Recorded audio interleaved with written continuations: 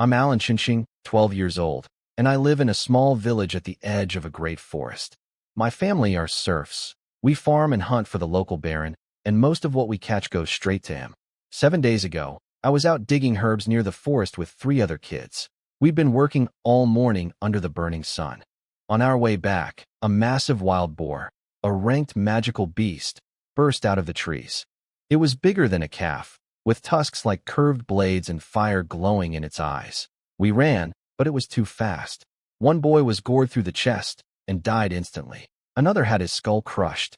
I tripped and cracked my head on a rock. As everything went dark, something clicked open inside me. A flood of memories poured in. Tall buildings, cars, phones, a man sitting in a cubicle staring at a screen. That was me.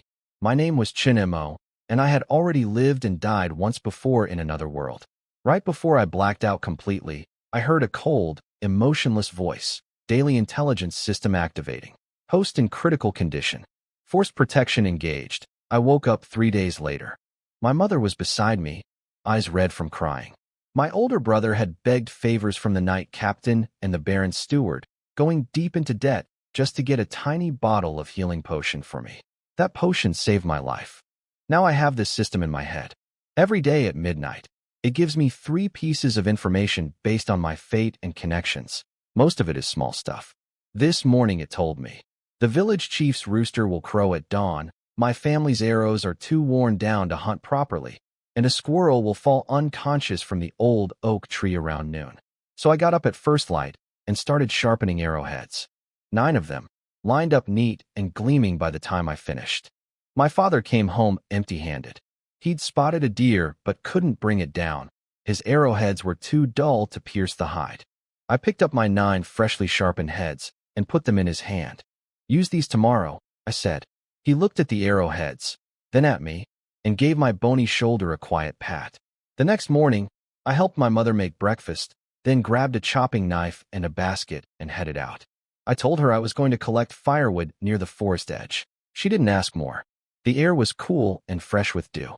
I walked fast along the familiar path, thinking about yesterday's 3rd piece of intelligence. Around noon, a squirrel will fall unconscious from the old oak tree. I knew which tree it meant. There was only one that could be called the old oak, a massive thing, trunk so wide 2 people couldn't wrap their arms around it. I'd picked up acorns there before. I got there early and hid behind a beech tree nearby, waiting. Dew dripped down the leaves onto my neck. My legs went numb from crouching. The sun climbed higher. Then I heard it, a sharp hawk cry from above. A dark-shaped dove from the sky, skimming the treetops. The oak erupted with panicked squeaking. A fat gray squirrel burst from the canopy, leaping wildly from branch to branch. It jumped too fast. Its front claws missed a branch, its body twisted in midair, and its head smacked hard against the trunk. It slid down and dropped into the grass at the base of the tree. Didn't move. The hawk circled once, screamed, and flew away. I counted to 20. Nothing. I waited a bit longer to make sure the hawk was gone, then walked over. The squirrel was curled up, still breathing. Just like the system said. If I'd come any later, it would have woken up and run off. I tied its legs with a leather cord, stuffed it deep in my basket, covered it with leaves and sticks, and headed home. When I got back, my father was sitting in the yard shaving arrow shafts. The arrowheads I'd sharpened yesterday were laid out beside him, along with a small jar of pine resin glue. I set down my basket and pulled the sticks away to show the squirrel. "Mother, I want to eat meat," I said. Her eyes lit up. She weighed the squirrel in her hand. "Nice and fat. I'll cook it tonight. Be careful with the skin," my father added. "Save it. We can make a hand warmer for winter." I sat down next to my father and started handing him arrowheads one by one. He'd split the tip of each shaft, press in the head, then wrap it tight with thin hemp cord. We worked together in silence, him carving, me passing. Then I spoke up. "Father, I'm weak. Not much strength. If all I ever do is work the fields, I won't last many years." I stared at the wood shavings on the ground. If it weren't for the medicine Big Brother got me, I'd be like the others, never waking up. I want to find another way. He was quiet for a while. Then he said, "Your brother is a night squire. When he comes home next time, I'll talk to him. He knows people. He can figure something out for you." "Thank you." "Father, don't thank me." He waved his hand and picked up the next shaft. That evening, The house smelled like meat. Mother chopped the squirrel into small pieces, fried it in a bit of saved fat, threw in wild greens and dried mushrooms, and stewed it all in a clay pot. We ate it with hot black bread straight off the fire, the bran smell mixing with the rich broth. Over dinner, my father brought up finding me a path forward again. My mother's eyes went wet, and she kept nodding. She piled extra meat into my bowl and ate nothing but bread and vegetable broth herself. That night, I lay on my straw mat, staring at the stars through the hole in the roof, unable to sleep. When I woke at dawn, 3 new pieces of intelligence were already sitting in my mind. The first one hit me hard. My big brother would pass through our village this afternoon and stop home for about half an hour. He'd already heard about my condition from our father. After he goes back, he'll ask the castle steward for a favor, and the steward, impressed by my brother's hard work, will agree to take me on as a stable boy. The second was about the coast. Fishermen at the seaside village had found an unusual school of fish. The Baron would order a dock built and boats made to catch them. Big news for the territory, but not much use to me. I'd be shoveling horse dung, not hauling nets. The third piece told me that a kid named Gooden had 5 silver coins buried in a clay pot under his vegetable patch. 5 silver coins could feed a family for 2 or 3 months. But those coins weren't mine. Gooden's just a little kid, and if they went missing he'd cry his eyes out looking for them. Not worth the risk. Not for 5 silvers. I spent the morning helping my mother, chopping wood, carrying water, weeding the garden. In the afternoon, my father taught me how to shave arrow shafts. I practiced carefully, one after another, while glancing down the road every few minutes. At dusk, I heard hoofbeats. I jumped up and ran to the fence. My parents came out too, my mother grabbing the fence post and standing on her toes to see. A gray horse appeared at the end of the road. My brother rode in, dust trailing behind him. We all went inside. He could only stay half an hour.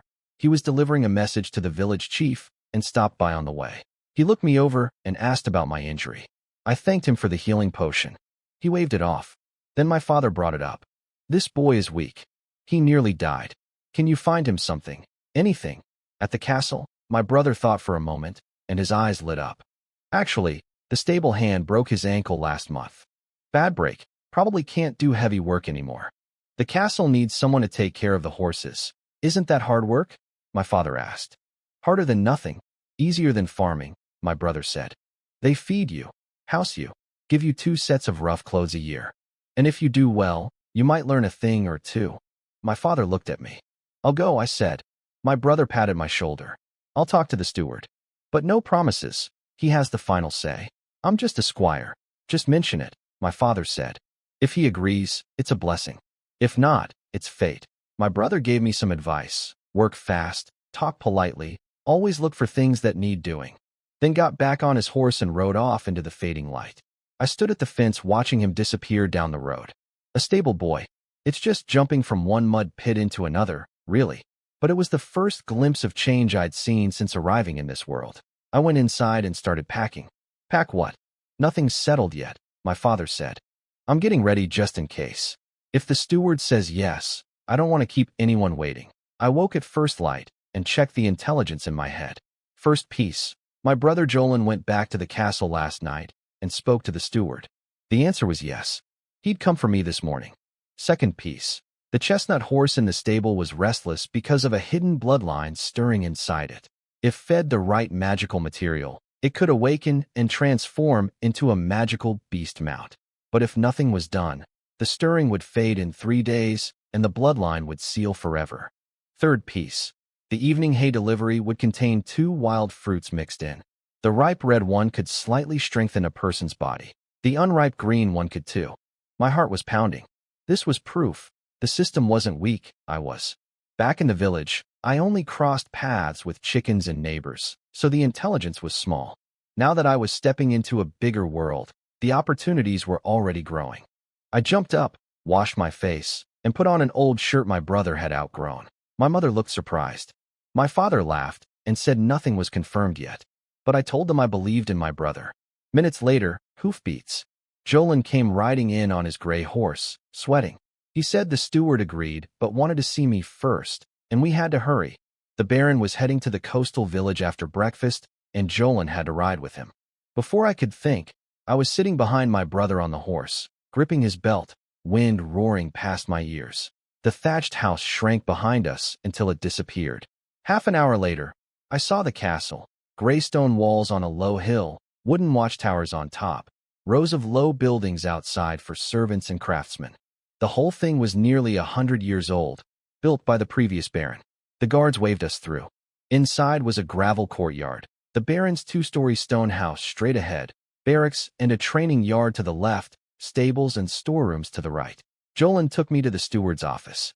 A middle-aged man in a gray robe sat behind a desk, keys hanging from his belt. He looked me up and down like he was trying to see through me. He asked my age. 12. What work I'd done. Farming, chopping wood, digging herbs, shaving arrow shafts. Could I read? I said my brother taught me a few words. I could write my own name and count to 100. He asked about my health, whether I was obedient, whether I was hardworking. Then he said, the stable needs someone. Cut grass, mix feed, groom the horses, shovel manure, whatever else needs doing. Food and shelter provided, 2 sets of rough clothes a year, maybe a few coppers at year's end if you do well. Can you handle it? Yes, I said. Then stay. He waved us out. On the way out, a group came from the stone building. The man in front was about 30, a sword at his hip, sharp-looking. The baron. Jolan pulled me aside, and we bowed.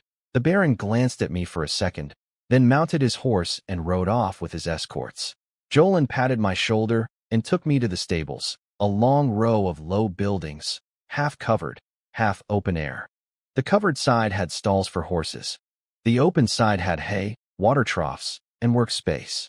He introduced me to old Tom, a skinny, stooped old man with white hair and a limp. Tom looked me over, nodded, and said, fine, he can stay. Jolan told me again to work hard, talk little, and keep my eyes open. Then he rushed off to catch up with the baron. I rolled up my sleeves and got to work. Swept the floors, cleared out old straw from the empty stalls, scrubbed the water troughs, hauled fresh water from the well. Old Tom gave me a piece of hard black bread and cold water for lunch. It was sour and scratched my throat, but I ate it without complaint. Most of the stalls were empty. The baron had taken the other horses. Only one was occupied, a chestnut mare, pawing at the ground, tossing her head, restless. That was the one from the intelligence, the bloodline awakening. I watched her for a while, and she turned to look back at me. We stared at each other. I felt the itch to do something about it, but I pushed it down. I was a brand new stable boy on my first day. I didn't even know where this horse came from. No sense sticking my nose where it didn't belong. Not yet, anyway. I'd wait for the evening hay delivery, and the 2 wild fruits hidden inside it. That evening, a rickety ox cart rolled up to the stable with a load of fresh-cut grass packed into big baskets. Old Tom told me to unload it all. I hauled basket after basket until my back was soaked with sweat and my arms burned. While I worked, I kept my hands busy inside each basket, feeling through the grass. In the second basket, my fingers touched something round and hard, completely different from the soft leaves. My heart jumped, but I kept my face calm. I nudged it to the corner of the basket and covered it with grass. A few handfuls later, I found a second one, smaller. I hid both fruits in a secret pocket I'd sewn into my sleeve the night before. Old Tom checked the stalls after I finished and seemed satisfied. We went to the kitchen to get dinner, a bowl of hot salty soup and 2 fist-sized loaves of black bread. That was a full day's food. Old Tom showed me my bed, a straw mat on the floor of the storage room next to the stable. He told me the nicer stone rooms across the yard were for upper servants and the steward. Someone like me might get there in 10 or 20 years if I was lucky. When things quieted down, I told Tom I needed to relieve myself and walked behind the stable to the manure pile. Once I was sure nobody was around, I pulled out the 2 fruits. One big, one small. The intelligence said the ripe red one would strengthen my body a little, and the unripe green one would do the same but less. I bit into the big one first. Sweet juice burst in my mouth, cool and fragrant. Warmth spread from my stomach into my arms, legs, and spine. Every muscle felt like it was soaking in warm water. When it passed, I clenched my fist, stronger. Not imagined. Real. Then I ate the small one. Sour, bitter, awful. I nearly spat it out, but forced it down. There was a faint warmth too, much weaker than the first. Then my stomach growled loudly, and I had a violent need to go. I barely made it in time. The smell was terrible. Even I couldn't stand it. I crept back to the storage room reeking. Old Tom wrinkled his nose, shifted away from me, grunted, and went back to sleep. I was too exhausted to care and passed out on my mat. Before dawn, Tom shook me awake. Time to water and feed the horses. I splashed cold water on my face and checked the new day's intelligence. First, Old Tom was testing me. If my behavior pleased him today, he'd move out of the storage room and hand me full responsibility for the horses, morning and evening. Second, my brother Jolin would visit this morning. If I asked him to teach me basic sword work, he'd agree. The Baron didn't forbid servants from improving themselves. Third, in the third stall, wedged between the feed trough and the wall, there was a gold coin. It had gotten stuck in a horse's hoof during some past battle and later fell loose into the crack. I kept my face blank, took the water buckets from Tom, filled them at the spring in the back garden, and started the morning routine. A little water for each horse first, then dry feed mixed from oats, barley, and bean cake. Tom watched me from the doorway. "Not bad," he said. "Breakfast soon." While I worked, I felt someone watching me. I glanced up. On the second-floor balcony of the stone house, the Baron stood looking down at the yard. I dropped my eyes immediately and kept working, pretending I hadn't noticed a thing. The next morning, my brother Jolin came by the stable to check on me. I asked him to teach me some basic combat skills, even just enough to make my body stronger. He smiled and said he'd do it. The Baron didn't mind servants trying to improve themselves. Jolin told me he'd come back in a few days to start with stances and footwork, and once my body toughened up, he'd move on to basic swordplay. He also told me where his room was in case I ever needed him. All day I kept my eye on the third stall, where the gold coin was hidden in the crack between the feed trough and the wall. But there were always guards on the walls or people at the windows of the stone house. The angle was wrong. Anyone looking could see right into that stall. I couldn't risk it. That evening, Old Tom dropped a surprise. He told me he'd bought a female slave last September, a hard-working woman in her 30s, and the Baron had given him a small house outside the castle walls. From now on, he'd sleep there at night. The stable was mine to manage alone after dark. He warned me to keep a close watch on the chestnut horse. Its restlessness was getting worse. I waited until deep night. Every lamp in the stone house went dark. The patrol footsteps grew rare. Then I crept into the third stall, reached into the narrow gap beside the feed trough, and felt around, grass bits, stray oats, until my fingertips touched something hard, round, and flat. A gold coin, bigger than a copper, heavier than a silver. It glowed even in the dark. My hands were shaking. One gold coin could feed my family for years. I slipped it into my hidden sleeve pocket and went back to bed. I lay there turning it over in my fingers for a long time before I finally hid it away and slept. The next morning's intelligence told me three things. First, the fishermen at the coastal village had brought in a huge catch. The Baron was pleased, and tonight every servant would get a roasted fish. If I went to the kitchen to help clean the fish, I might be able to collect scales and bones that could turn out to be valuable. Second, in 30 days, a merchant caravan would pass through the Baron's territory. One of the traders would have a book called Tales of Curiosities, with something special hidden inside it. Third, there were still copper coins stuck in cracks around the stable. Old Tom's bad legs had kept him from cleaning properly. If I searched carefully, I'd find them all. I spent the morning scrubbing every corner of the stable and dug out over a dozen copper coins from the cracks. In the afternoon, soldiers came back from the coast with cart after cart of sea fish. The whole inner yard turned into chaos, servants running everywhere, unloading crates, the stink of fish filling the air. After I finished tending the horses, I went to the kitchen and offered to help. A cook put me to work scooping fish scales and guts into buckets. While I worked, I overheard servants talking. Along with the regular fish, the soldiers had also caught several fish that had reached magical rank. Those ones were huge, with golden scales that shimmered. The steward had personally watched them carried inside. A gift for the Baron. That's when I understood. Regular fish scales were worthless, but scales and bones from ranked magical creatures contained elemental power. They could be used to make weapons, armor, or medicine. The problem was, those golden-scaled fish were already locked away under the steward's watch. I was just a stable boy. How was I supposed to get my hands on any of that? While I was scooping fish scales into the bucket, I spotted something. A single golden scale mixed in among the silver-blue ones on a large fish the cook was cleaning. My heart nearly stopped. I kept working like nothing had happened, slowly shifting closer. When the cook's blade scraped that golden scale off with all the others, I palmed it against my fingernail and flicked it into my hidden sleeve pocket in one smooth motion. Right after, the steward came in and called the cook to the back kitchen. I could hear bits of what he said. The ranked fish had to be processed carefully, every scale and bone ground into powder, nothing wasted. That powder was meant for someone important. The Baron's children, maybe, or his knights. That one golden scale in my sleeve was probably the only piece I'd ever get my hands on.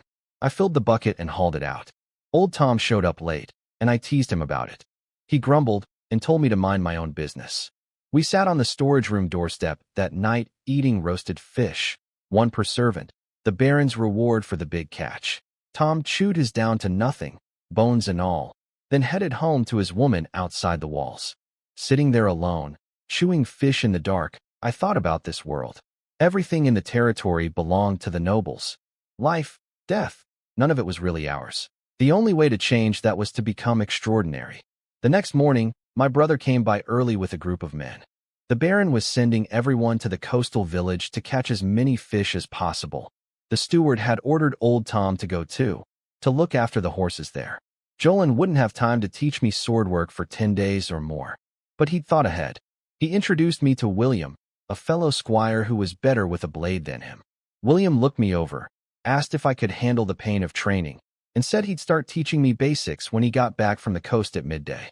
After they all rode off, I sat down and checked my intelligence. Something was different. 4 pieces instead of the usual 3. First, the fish would keep coming for 3 more days, then scatter. The Baron planned to trade the catch with a merchant caravan in a month. If things went well, he'd get a single-mast sailing ship by year's end. Second, this afternoon at 3, a gray-robed adventurer carrying a broadsword would get into a fight at the Drunk Cat Tavern in town, then walk away. Third, the chestnut horse's bloodline stirring had ended last night. The trace of magical beast blood inside it had failed to awaken. It would spend its whole life as an ordinary war horse. I felt a pang about that. I'd known it was happening and done nothing, but I'd had no way to help. I didn't even know what kind of material the horse needed. Fourth, Old Tom would spend the whole day in the coastal wind. He was old and frail. Tonight he'd develop a high fever, and without treatment, it could kill him. 4 pieces of intelligence. That had never happened before. I didn't know if the system had upgraded or what, but I couldn't think about that now. Old Tom was going to get dangerously sick tonight. But how could I warn him? Tell him I can see the future? Tell him he'll get a fever? Nobody would believe that. I decided to let the thing with Old Tom go. I was 12 years old. I couldn't explain knowing the future without being called a freak. I went back to sweeping the stable. At midday, a column of carts rolled and loaded with barrels and crates from the coast. I rushed out to take the horses, leading them one by one into their stalls. When things settled, I found William and asked if he could teach me now. He grinned and took me to the training ground, a sandy yard with wooden practice dummies and a rack of training swords. He handed me a wooden blade. It was heavier than I expected. He showed me the basics: starting stance, slash, thrust, upward cut, sweep, block. Every move, he corrected me over and over. My feet shifted when they shouldn't. My wrist was too stiff. My swing was too slow. But I learned fast. My body was weak, but I had an adult mind underneath. I understood every instruction and remembered every detail. After half an hour, I could run through the whole sequence start to finish. Rough and underpowered, but recognizable. William told me about the knight ranks: black iron, bronze, silver, gold, earth, sky. The Baron was a black iron knight, the only real knight in the entire territory. To become one, you had to condense a battle or a seed inside your body. William said 100 of me wouldn't be enough for the Baron to break a sweat, and even William himself could be killed with a single casual strike. After William left for the coast, I practiced alone. 3 rounds and I collapsed. My arms shook, my legs gave out. 2 pieces of black bread a day, that was all the fuel I had. Without better food, I'd never build the strength to improve. That evening, the hay delivery was only 4 baskets instead of the usual load. The pasture was running low. I asked the driver where it was, about 3 miles north of the castle. I filed that away. When the Baron's men returned that night, old Tom wasn't among them. The next morning, my brother banged on my door before dawn. He was heading out again. I told him the chestnut horse had calmed down and could probably be ridden now.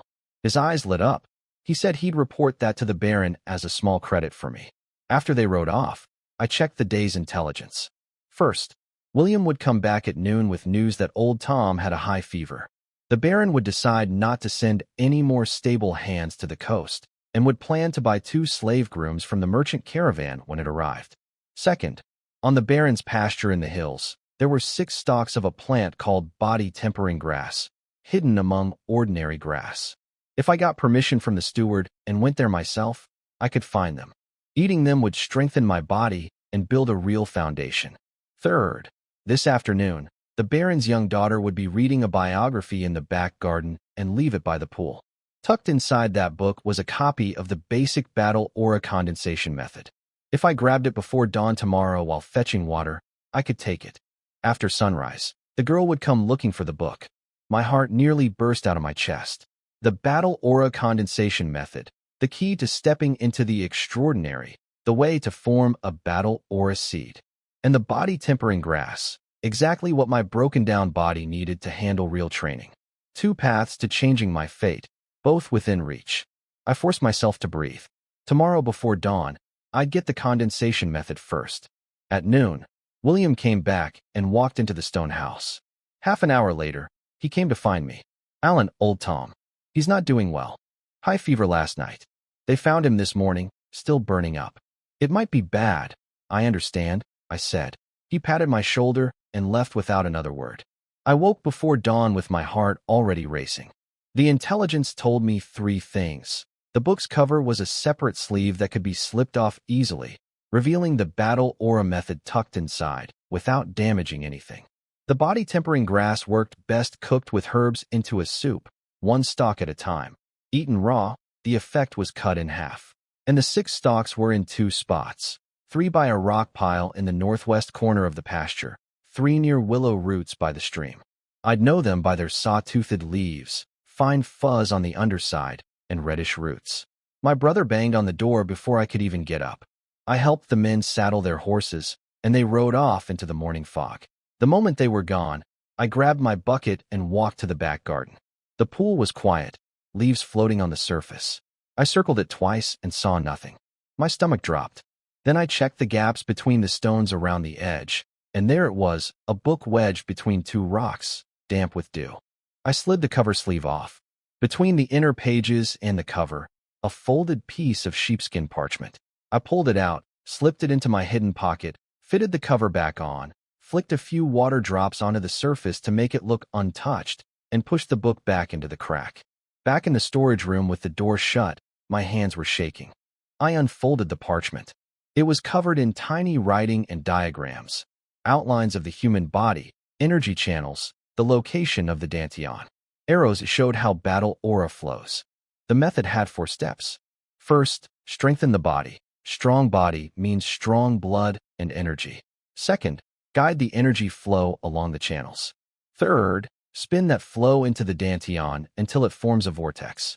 Fourth, compress the vortex into a battle aura seed. Foundation first.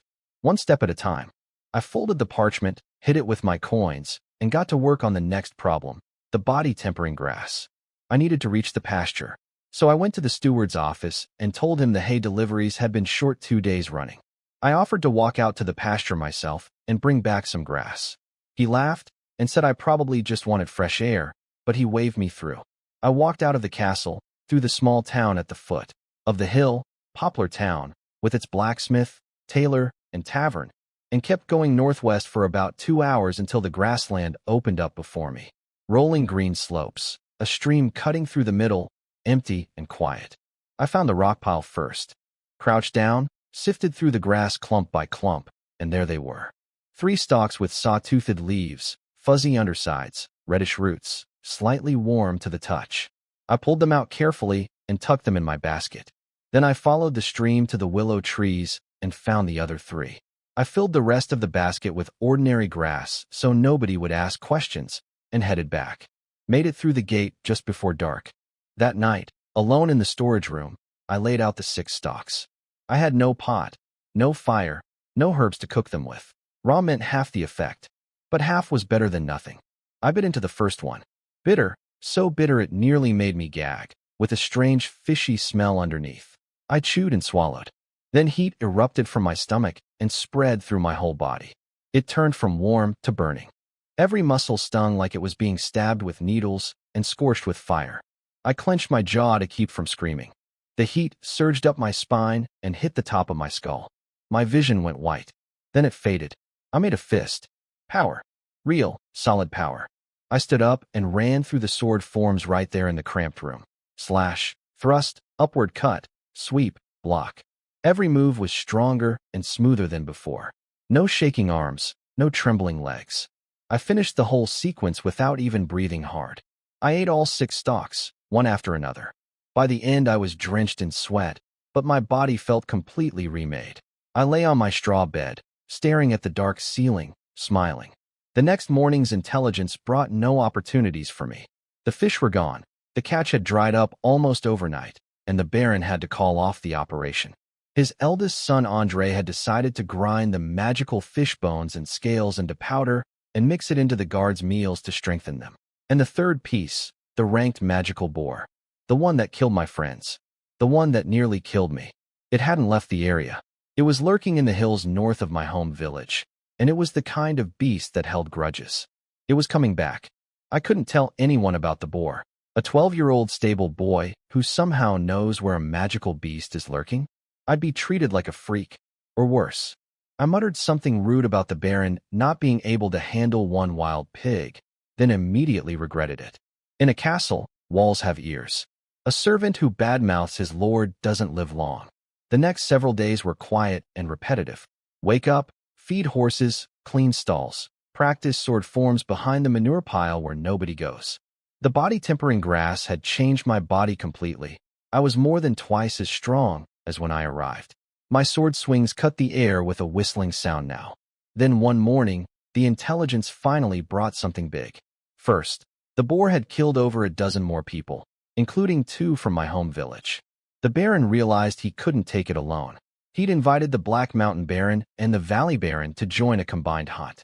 Both would arrive this afternoon with their men. Tomorrow morning, 3 barons would ride out together.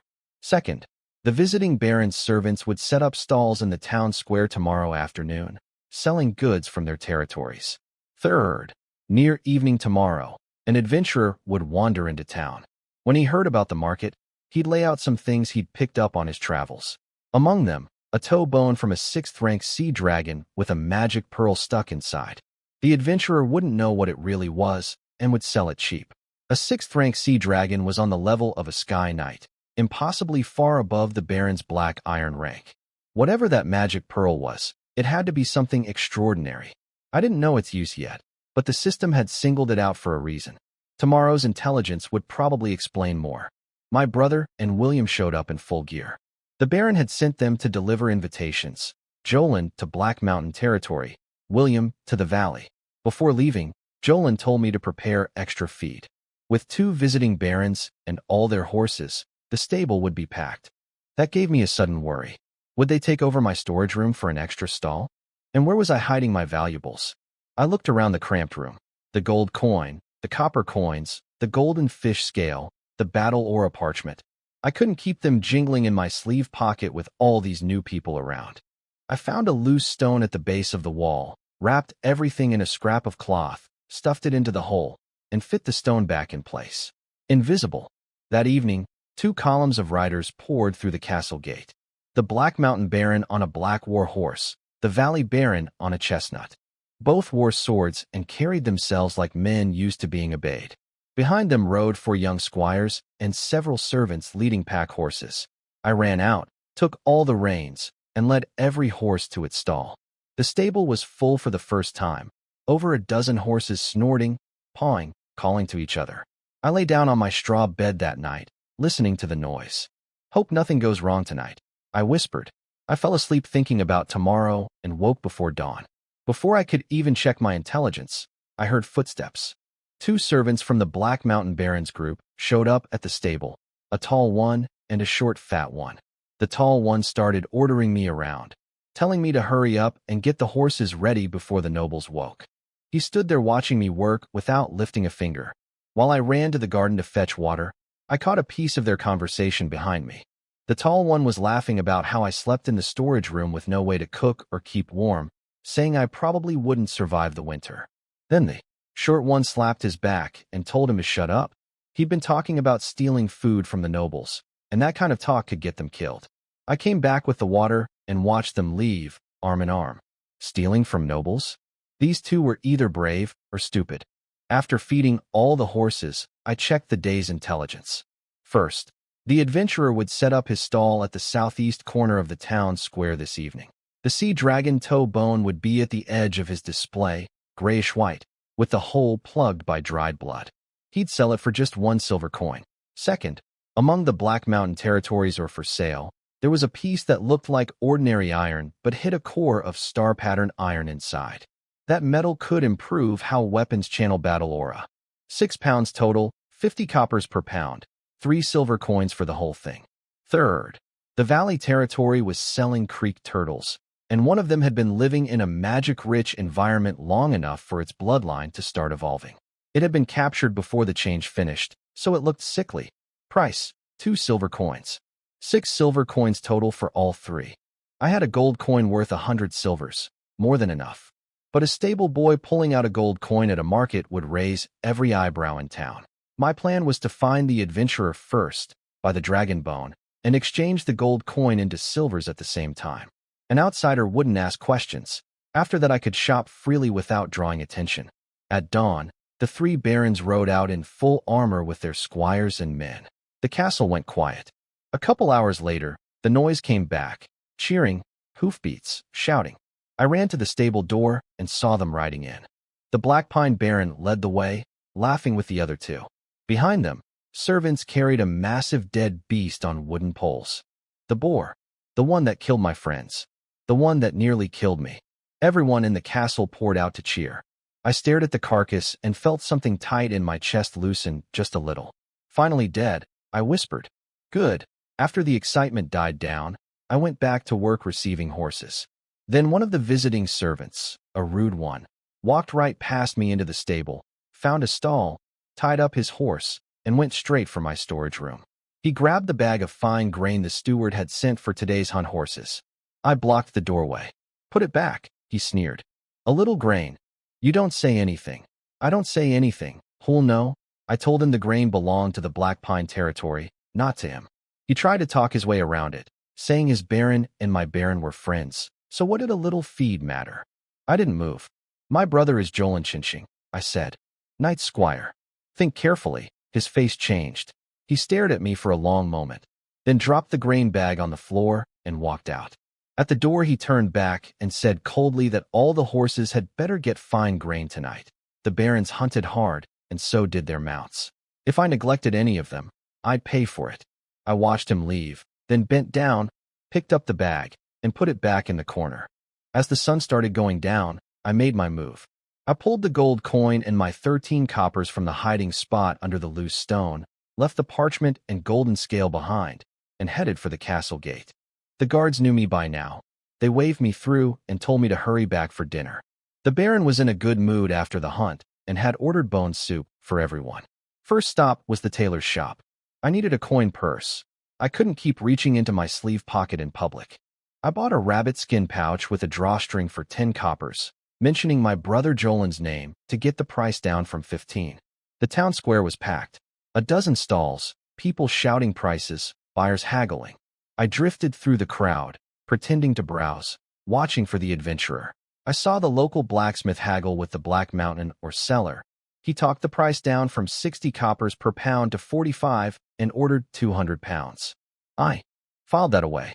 Then a figure in a dusty gray cloak turned the corner, walked to the southeast edge of the square, crouched down, and spread out his goods on the ground. The adventurer. I wandered over and squatted down to look. Daggers, leather pouches, odd stones, and a pile of bones. I played dumb, asking what they were. He said they were magical beast bones, full of essence.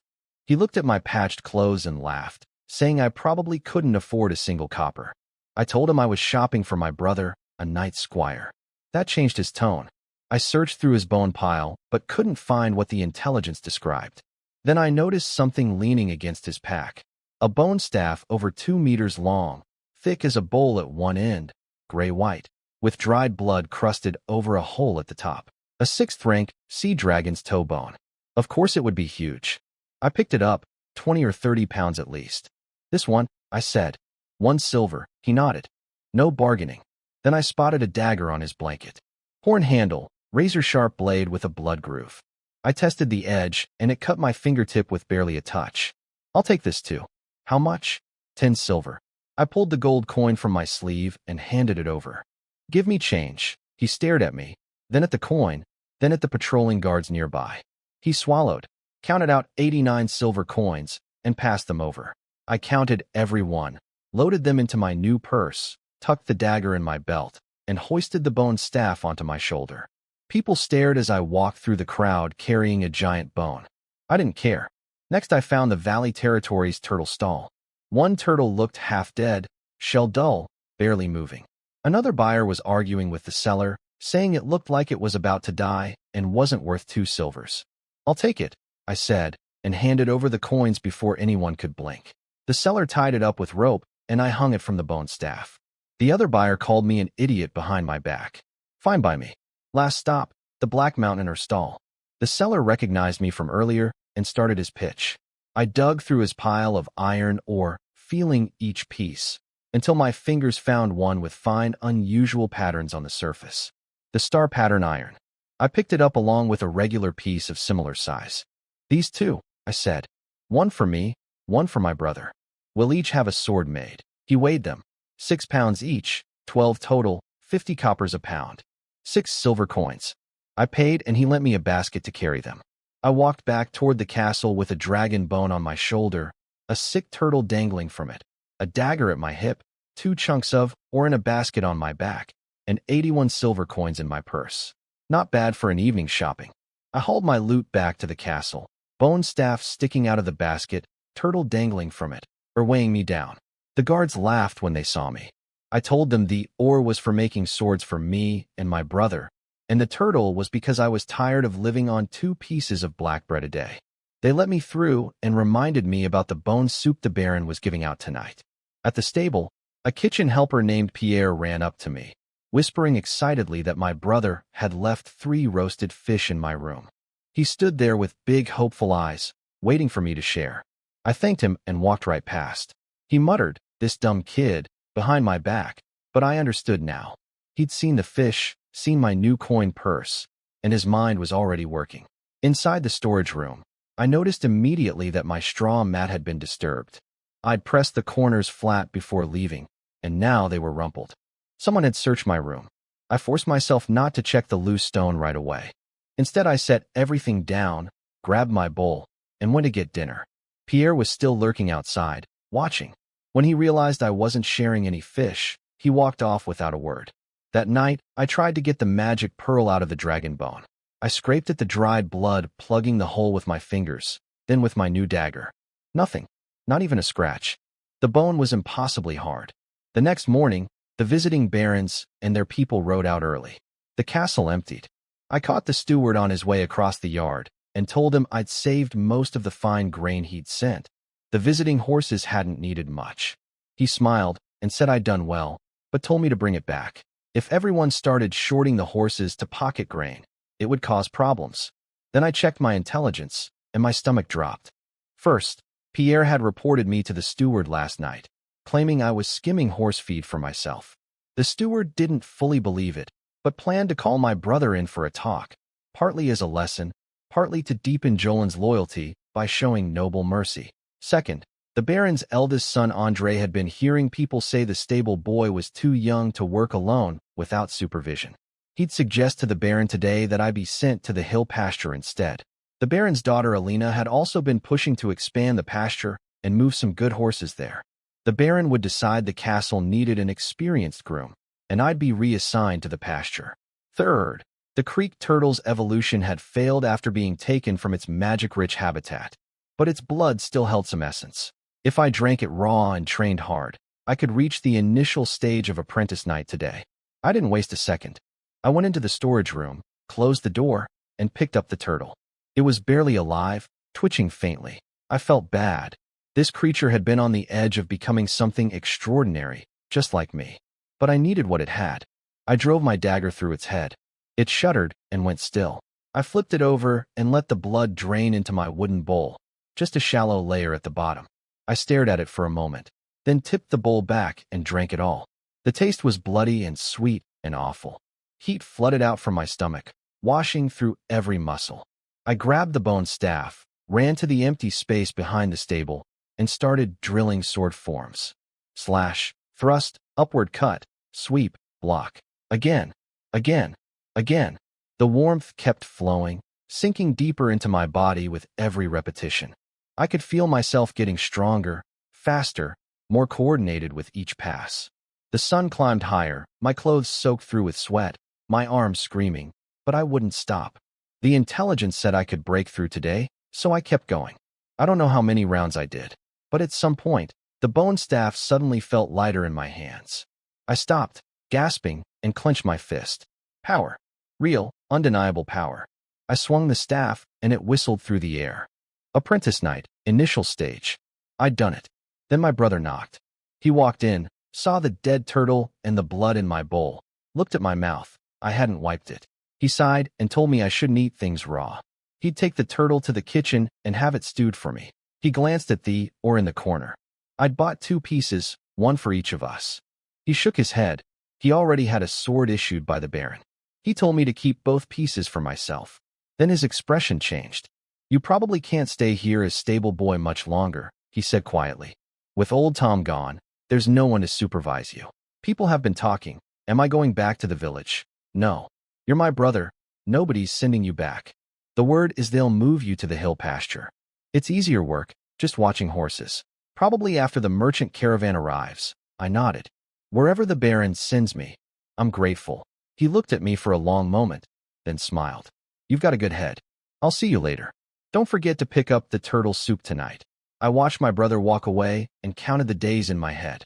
The merchant caravan was still about 2 weeks out. I had time to prepare. 4 days I trained behind the stable with the bone staff, running through the basic sword forms over and over. Since reaching apprentice night, the routine felt easy, no gasping, no shaking. But the magic pearl stuck inside the dragon bone wouldn't budge, and the daily intelligence never mentioned how to get it out. Whatever the trigger was, it hadn't come yet. Then one morning, the intelligence finally gave me something useful. First, the Baron's eldest son Andre had gone to Northwind City and bought a young hawk with the potential to become a second-rank magical beast. He treasured it, but it was fragile and needed careful raising. If I took on that job and anything went wrong, Andre would punish me harshly. Not worth the risk. Second, the town blacksmith Horg had finally mastered the craft of forging night-long swords. He'd completed his first one yesterday. If I brought him the star pattern iron or now and asked him to add cloud copper powder during forging, he could make a real battle or a conducting longsword. Horg was honest and trustworthy. Third, the old stable hand Carl, the one who'd broken his ankle, was coming back to the castle this afternoon. He was a good man, but couldn't handle heavy work anymore. I finished my morning chores and loaded both or pieces into a basket. The guards waved me through with a laugh. I headed straight for the blacksmith shop. Horg was inside, swinging his brand-new long sword through the air, clearly proud of himself. When I walked in and asked him to forge me a knight's long sword, he looked me up and down and laughed. You're that kid, Jolan's brother, the one who walked through town carrying a giant bone and a sick turtle.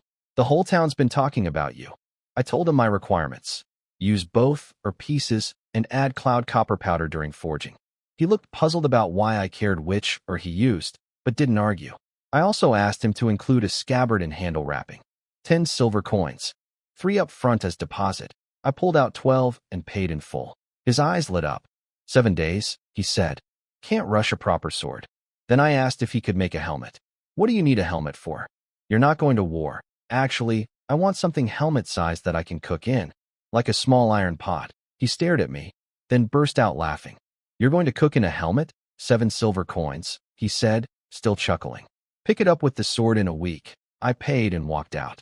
19 silver coins spent, but I felt better with the money turned into something useful. Cash in a stable boy's pocket was just trouble waiting to happen. That afternoon, Carl showed up, a quiet, gentle-looking man with a limp, carrying a worn bundle on his back. He walked into the stable, looked around, and seemed relieved everything was in order. "Old Tom's apprentice?" he asked. "Something like that." He sat down on the straw mat and sighed. He said he'd slept in this same storage room when he first started. His leg was still bad, but stable work wasn't too heavy. He could manage if he took it slow. With Carl now sharing the storage room, I felt cramped and uneasy. I kept training behind the stable every day, but having someone around made everything harder. Then one morning, 4 pieces of intelligence came in, and they changed everything. A small wooden crate had been smashed by waves near the coastal village days ago. Something inside it had been activated by the seawater and was sending out traces of magical energy. That energy attracted a first-rank magical fish called a silver fin bream. At noon today, the fish would get stuck on the rocks south of the coastal village. If I went there carrying the sea dragon toe bone, I could easily kill it. Inside its head would be a magic core. Inside its belly would be something called a shark pearl. But the flesh was cursed and poisonous, not safe to eat. The second piece explained the shark pearl. It contained the blueprint for a soul weapon refinement array. With the right materials, I could forge a life-bound soul weapon, something that grows with its master. A treasure any extraordinary person would kill for. The third piece was a warning. The pearl originally held the remnant soul of an ancient alchemist who'd sealed himself inside at the moment of death, waiting to take over someone else's body. The silver fin bream had swallowed the pearl and been possessed, but the alchemist's mind couldn't adapt to the fish body. That's why it would end up stranded and confused. Killing the fish would destroy the remnant soul too. The dying soul had cursed the fish's flesh. Anyone who ate it would suffer terrible luck. Fourth, my brother Jolan was being sent to the coastal village today to check if the fish schools had returned. If I found him before breakfast, I could ride along. I dropped everything and ran. Found Jolan's room, banged on the door, and asked to come with him. He looked surprised, but said yes. I grabbed my dagger and the bone staff, and we rode west on his gray horse. Carl stared at us from the stable door, mouth hanging open. He thought I was crazy, and now he saw I was Jolan's brother. We reached the coast around noon. Jolan went to check the boats and scatter bait to see if fish would come. He gave me a bread roll and told me to go play on the beach. I headed south along the shore, scanning the rocks. Then I saw it, a flash of silver, thrashing in a gap between the boulders. A massive fish, over 2 meters long, scales shimmering, half out of the water, flopping weakly. I gripped the bone staff, climbed onto the rocks above it, aimed at its head, and swung down hard. 1 hit. It thrashed wildly, spraying water everywhere. 2, 3, 4, 5. It stopped moving. I jumped down, pulled out my dagger, and cut into the shattered head. I dug around until I found the magic core, a small hard sphere. Rinsed it in the sea and stuffed it in my shirt. Then I slit the belly open and found a pouch-like organ.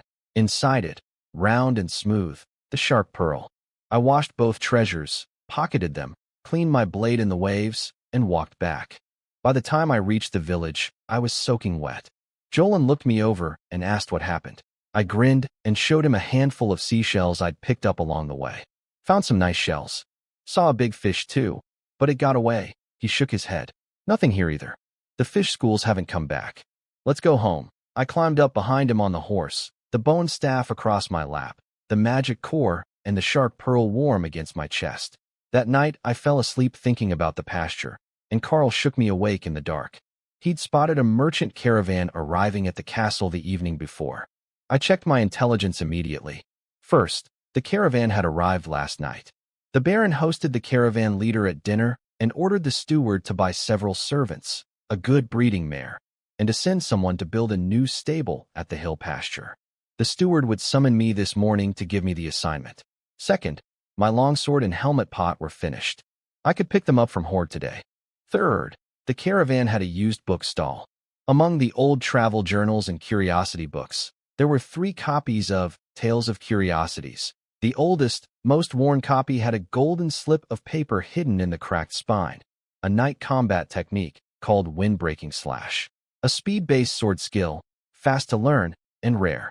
After feeding the horses, a servant came running to drag me to the steward's office. The steward was all smiles. He told me the Baron had noticed my hard work this past month. Diligent, honest, no trouble. My family's loyalty was proven, and my brother Jolin was doing well as a squire. Now they were giving me a chance. The hill pasture was being expanded. The Baron planned to buy a quality mare from the caravan and needed someone trustworthy out there to manage things. Was I willing? I said yes before he finished asking. He handed me a letter for the town carpenter, old Bob. I was to take the carpenters to the pasture and build a new stable. Horses would be sent later. Back at the stable, I didn't waste a second. I pried the loose stone from the wall, grabbed the battle aura parchment and the golden fish scale, stuffed everything into my coin purse. I rolled up my straw mat, packed it in a basket, slung the bone staff over my shoulder, and headed for the door. Carl watched me with his mouth hanging open. "See you around, old Carl." I waved and walked out. First stop, the blacksmith. I banged on Horg's door until he stumbled out, half-dressed and grumpy. He handed me the sword and the iron pot. I drew the blade. It was beautiful, balanced, sharp, gleaming faintly in the morning light. The handle was wrapped in leather cord, the scabbard fitted with copper bands. I swung it a few times, and it cut the air with a clean whistle. Horg was proud. He said the ore I'd brought had been unusually good to work with, much better than normal iron. He didn't know about the star pattern iron hidden inside, and I wasn't about to tell him. I also bought an axe and a chopping knife. Horg asked why I didn't just borrow tools from the steward. I told him I'd rather own my own. No questions, no explanations, use them whenever I want. He shrugged, charged me 23 silver coins for both, and sent me on my way. Then I headed to the market square. The caravan had set up dozens of stalls, and the place was packed. I found a skinny old man squatting in a corner behind a cloth spread with old books. I flipped through them one by one until I found the 3 copies of Tales of Curiosities. 2 were in decent shape. The third was falling apart, cover peeling, spine cracked open. That was the one. "How much for this?" I asked, holding up the beaten copy. 5 coppers. I paid and stuffed it in my basket without another word. With a sword on my hip and a basket full of supplies on my back, I headed out to handle everything before leaving for the pasture. First problem, food. The steward gave me a job, but no provisions. I stopped at a grain stall and bought 20 pounds of mixed grain for 1 silver coin. Then I grabbed flint stones for making fire and a wooden bowl to replace the one I'd left behind at the castle. While I was shopping, a guard came running through the crowd looking for me. He was carrying a bundle from the steward, a clay cooking pot, and 8 long sticks of hard black bread, a month's supply. He said someone would bring more each month. Then he noticed the long sword and stared. "Where'd you get that?" "You didn't steal your brother's, did you?" "Had it made myself. Blacksmith Horg forged it." He laughed. "Good for you, kid. Keep practicing. Maybe you'll be a squire like your brother someday." Next, I went to find the carpenter, old Bob. His wife answered the door and nearly fainted when she saw the sword. I showed them the steward's letter. Bob's eldest son, Baugia, asked smart questions. How big was the project? Would they need extra hands? When Bob got home, I laid it out plainly. I needed 2 stalls and a small cabin built today. I was sleeping there tonight. Within 2 weeks, 10 more stalls and a hay storage barn. He started sputtering about not having enough materials or workers. I rested my hand on the sword hilt and drew the blade an inch. The steel sang. Bob stopped arguing. "Can do. Absolutely can do." His whole family scattered in every direction, fetching workers, borrowing ox carts, gathering timber and thatch. An hour later, he was back with 7 or 8 men, 2 loaded carts, and enough wood to start building. I stood up, shouldered my basket, picked up my sword, and pointed it down the road. "Let's go." The carpenters drove their carts behind me as we headed north out of town toward the hill pasture. I had a sword, an axe, a chopping knife, a helmet-shaped iron pot, a clay cooking pot, grain, bread, flint, a book with a hidden sword technique inside it, a magic core, a sharp pearl, a golden fish scale, a battle aura parchment, a bone staff made from a sea dragon's toe, and 60-some silver coins in my purse. I was 12 years old, an apprentice knight, and I was walking toward a patch of grass in the middle of nowhere to take care of horses that hadn't arrived yet. But for the first time since coming to this world, the ground under my feet felt like mine. We reached the pasture around noon. John, the man who looked after the grass and delivered hay to the castle, came running over. He saw my long sword, and his attitude changed fast. I asked him where to build the stables. He pointed to his own spot near the road. I shot that down immediately. It was flat and open with nothing to block the wind. Winter was coming in 3 months. If the Baron's horses froze because of a bad location, we'd all pay for it. Old Bob the carpenter spotted a better place. A gentle slope backed by a hill that would shield against the northeast wind, with a stream running in front. I agreed. But when they started digging, they hit rock. Solid stone under the surface, sparking against their shovels. John stood to the side looking smug, saying he'd told us his spot was better. I grabbed a shovel and jumped into the pit. Every swing shattered the rock like it was dried clay. The carpenters stared at me, mouths open, backing away.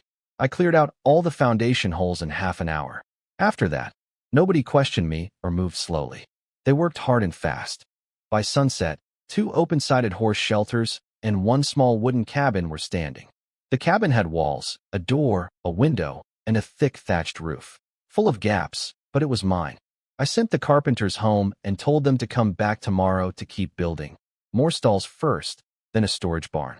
That night, I ate black bread, drank stream water, and lay on my straw mat in my own cabin for the first time. No one snoring next to me, no one watching, no one to answer to. Just wind and grass and silence. The next morning's intelligence laid out my path clearly. First, winter would hit in 3 months. This cabin wouldn't survive the cold. But if I trained hard enough to reach black iron knight level by then, my body would be tough enough to endure it. Second, the sea dragon toe bones still had traces of marrow essence inside. If I slow-cooked it in the clay pot over gentle heat, the essence would seep out. Drinking it and training would push me to mid-stage apprentice knight within 2 weeks. Third, John had a huge stockpile of dried cow dung he'd been saving to sell in winter for food money. It burned long and steady with no smoke. Perfect for slow cooking. After seeing my strength yesterday, he was afraid of me. I could buy it at 1 copper per 10 pounds. I went straight to John's place. I told him to keep delivering hay to the castle daily without fail, and to report any orders from the castle to me immediately. Then I pointed at his mountain of dried dung and asked the price. 1 copper per 10 pounds. I handed him a silver coin and ordered 1,000 pounds.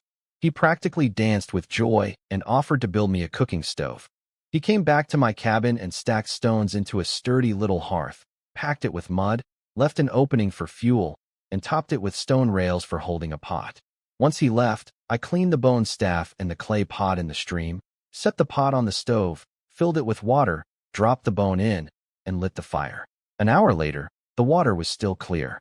The bone just sat there, unchanged. Is this going to take days? I muttered. I gave up staring at it. I built a second little stove outside, set up my helmet pot, boiled water, crumbled black bread into it, and made myself a bowl of mush. I sat in the doorway of my cabin eating porridge, watching the clay pot with the dragon bones simmering away, and waited. The next morning, Bob and his carpenters arrived with 2 more carts of lumber. They got straight to work without me saying a word. John came with a cartload of dried cow dung and started stacking it neatly in one of the stalls. I told Bob to add 2 small storage sheds on either side of the warehouse. Then I asked John to pass a message to the castle steward next time he delivered hay. The first 2 stalls were ready, and horses could be sent over any time.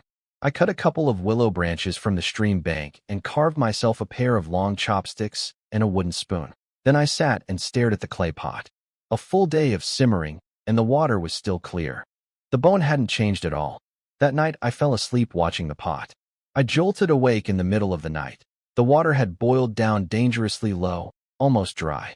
I scrambled to refill it. Then I checked my intelligence. First, war was coming. Every autumn, the orc tribes from the northern grasslands raided south to steal grain and capture people. In 3 days, the Baron would lead 500 men to garrison a fortress called North Wind, 80 miles north of town. During the occupation, some orcs would slip past the defenses and raid deeper into human territory. Second, the castle's war horses and grooms would march with the Baron. The newly purchased pregnant mare would be sent to my pasture tomorrow. Third, the dragon bone's old clotted blood had finally begun to dissolve after the long, slow cooking. If I kept the water level up and the fire gentle, it would keep seeping out. The broth already contained a small amount of marrow essence. Drinking it while practicing the wind-breaking slash would speed up my training. Fourth, the Sharp Pearl's alchemy array contained multiple properties: growth through fusion, spatial storage, creature binding, and soul binding. If I combined the Sharp Pearl, the magic pearl stuck in the bone, and the magic core from the silver fin bream into one unified core, the array's growth potential would increase massively. When activated, the array would read my intent and shape itself accordingly. But I needed to reach Black Iron Knight first. Only then could I use Battle Aura to forge spirit materials and truly refine a life-bound soul weapon. War. I thought about that for a while. Nomads raiding farmers. The same story from my previous life. Huns, Turks, Mongols. Different names, same tragedy. The ones who die are always the common people at the bottom. I shook it off. That wasn't my problem right now. I looked into the pot. The bone was the same, but thin threads of dark red were floating on the surface. The old blood was finally breaking down. I scooped out a spoonful of broth and tasted it. A faint warmth spread through my body instantly. Then I cracked open the old copy of Tales of Curiosities and tore the spine apart. A golden slip of paper fell out. I unfolded it by firelight and read every word carefully. Wind-breaking slash. A speed-based night combat technique. The idea was to channel all your power, feet, core, shoulders, wrist, into one explosive instant, concentrating everything into the blade so fast the enemy couldn't react. At its peak, the wind wouldn't even have time to howl before the sword reached its target. I couldn't use real battle aura yet, no seed condensed, but I could drill the form and the timing, building muscle memory for when the power came. I drained the bowl of broth, picked up my longsword, and walked outside into the moonlight. I raised the blade. Swung. Too slow. Again. Still too slow. Again. One slash after another. The same motion repeated under the moon, over and over, a small figure alone on the dark hillside, chasing speed. I practiced through the entire night. From the moment I woke and drank that first bowl of dragon bone broth, I couldn't stop. The essence inside it burned like a small fire in my body, pushing away all tiredness and sleep. Every swing of the sword sent a thread of warmth deeper into my muscles and bones. At dawn I stopped, hands trembling, breathing hard. I checked the pot.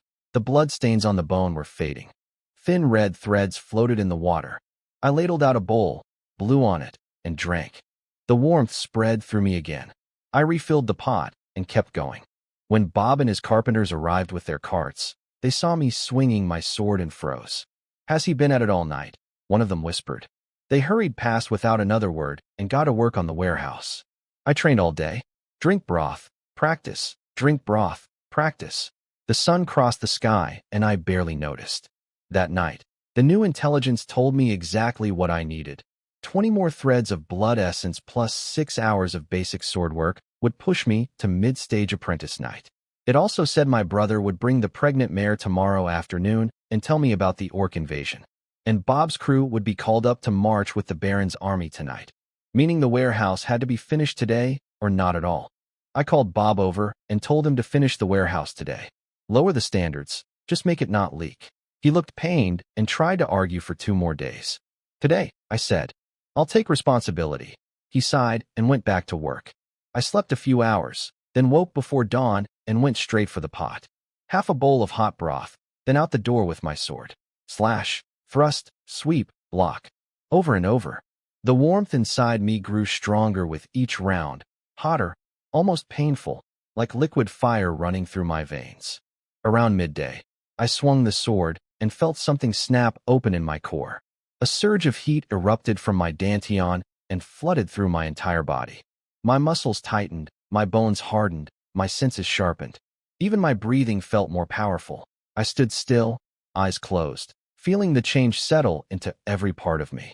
Mid-stage apprentice night. Done. My stomach growled so loud it startled me.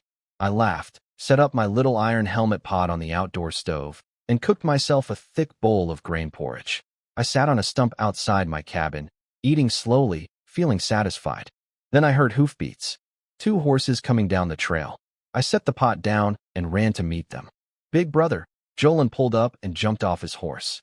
He took one look at me, and his eyes went wide. "Alan, you've gotten bigger. Taller too." My brother noticed I'd gotten bigger and taller. I laughed it off and changed the subject.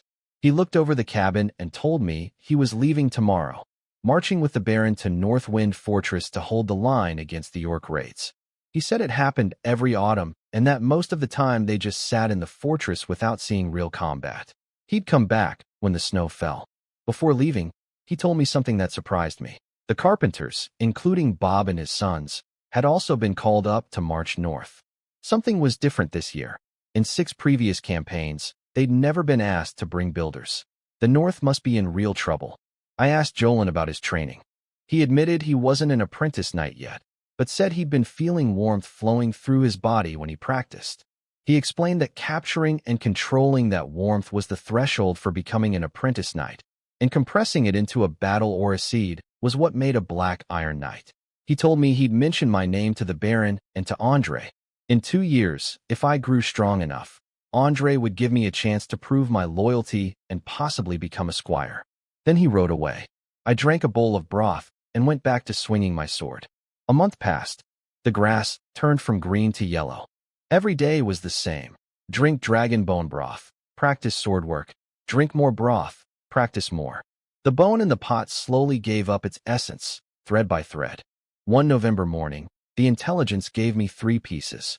First, the war up north was grinding on. Orcs were pushing against a neighboring territory 200 miles east of Northwind Fortress. For now, our territory was safe. Second, the orc invasion had driven animals south. A herd of 12 elk was migrating this way. They'd reach the pasture this afternoon and stop at the stream to drink. If I hid in the willow tree above the water and used wind-breaking slash at the right moment, I could kill one. But the herd would leave quickly. I'd only get one chance. Third, John's family had found out I was just a stable boy, not a noble, not a real sir. They were starting to resent me. John himself was still obedient because he'd seen my strength, but his family was grumbling. I studied the stream and the willow tree. November had stripped most of the leaves. I'd be visible. But elk were animals, not soldiers. I decided to simply lie on a thick branch and stay perfectly still, like a piece of wood. I drank my broth, took my sword, climbed the fattest willow trunk, and lay flat. The sun warmed my face. I controlled my breathing and waited. Time crawled. Then I heard it. Hoofbeats from the northwest. A line of brown shapes cresting the hills. The herd slowed at the edge of the pasture. The lead bull stopped and sniffed the air, scanning for danger. The pregnant mare in the paddock glanced at them, then went back to eating. That seemed to reassure them. They drifted into the pasture, nibbling dead grass, moving closer to the stream. One young doe reached the water first and drank. Then another. They relaxed. I waited. Finally, a bull walked right under my tree and lowered his head to drink. Long, slow gulps. He finished, shook his head, and started to turn away. The instant he moved, I kicked off the branch and launched myself downward like an arrow. Wind-breaking slash. The sword sang through the air with a piercing shriek. The bull's head separated from its body. Blood sprayed everywhere. The headless body took one more step and crashed to the ground. The rest of the herd scattered in an instant. I dropped to my knees beside the carcass and pressed my mouth to the neck, drinking the hot blood pouring out. It was scalding and iron-sweet. I drank until the flow slowed to a trickle. When I looked up, my face covered in blood, I saw John standing in the distance holding a sickle, staring at me like he'd seen a ghost. I waved him over. He came on shaky legs, looked at the headless elk on the ground, and nearly collapsed. I told him to skin it. He stammered that he'd seen his father skin a wolf once. Close enough. I cut the belly open, reached in, and pulled out the heart, big as my fist. Then I handed him the knife and told him all the organs were his to keep. He couldn't believe his luck. He dropped to his knees and started working, hands trembling with excitement. I took the heart back to my cabin, dropped it in the iron pot, and set it over the fire to stew. Then I sat on my stump in the doorway, watching John work in the distance, and smiled. As for his family's resentment, let them grumble. In a world where power belongs to the individual, complaints without strength behind them mean nothing. After a good meal of elk meat, I woke up feeling great and checked the morning intelligence. First, eating beast meat had boosted my blood and energy. If I kept eating well, I'd reach Black Iron Knight faster.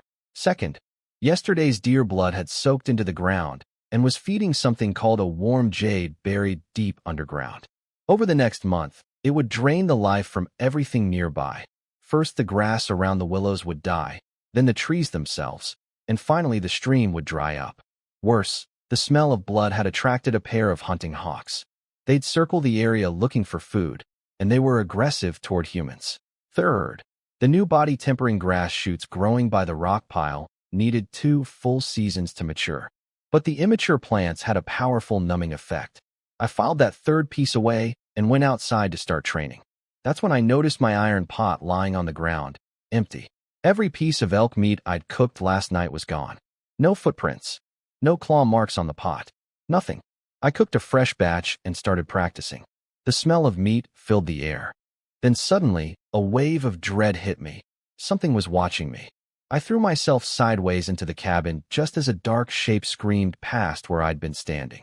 A massive hawk landed on a dead tree nearby, golden eyes locked on my pot. Before I could do anything, it dove, snatched a chunk of meat in its talons, and vanished into the sky. So that was my thief. I couldn't train with that thing circling overhead. It was too fast, too fierce, and it could fly. If I missed, it would just leave and come back later. I had to deal with it. First, I ran to warn John. I put the iron pot on my head like a helmet, stuffed with dry grass for padding, held my sword in one hand, and sprinted to his house, checking the sky every few seconds. John nearly fainted when I told him. He dropped to his knees begging me to ride to the castle for archers. I told him the real archers were all at the northern fortress with the Baron. Even if the castle sent someone, the hawks would just hide until they left.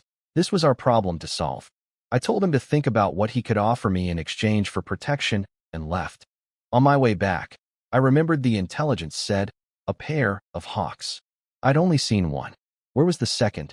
Then I remembered the third piece. Immature body-tempering grass had a strong numbing effect.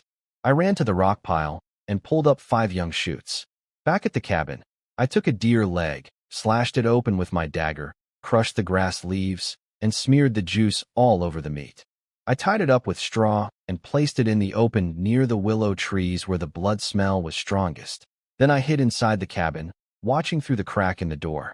I waited all day, morning to noon to afternoon to evening. The hawk never came. At dusk, I sighed, walked out, and picked up the bait. The green juice had dried on the surface. If not today, then tomorrow. That night, I lay on my straw mat, forcing myself to stay awake. Warm jade, dying willows, hawks, numbing grass. The pieces were all there. I just needed the system to show me how they fit together. I was waiting for midnight, waiting for the next update. I stayed awake all night waiting for the intelligence to update. When it finally came, 3 pieces appeared. First, the hawks had been chased south from North Wind City by a squad of knights. One pair fled to a small forest about 10 miles south of my pasture. The female had an injured wing and couldn't hunt, so the male was doing all the food runs. He'd come to my cabin around 5 in the morning looking for deer meat.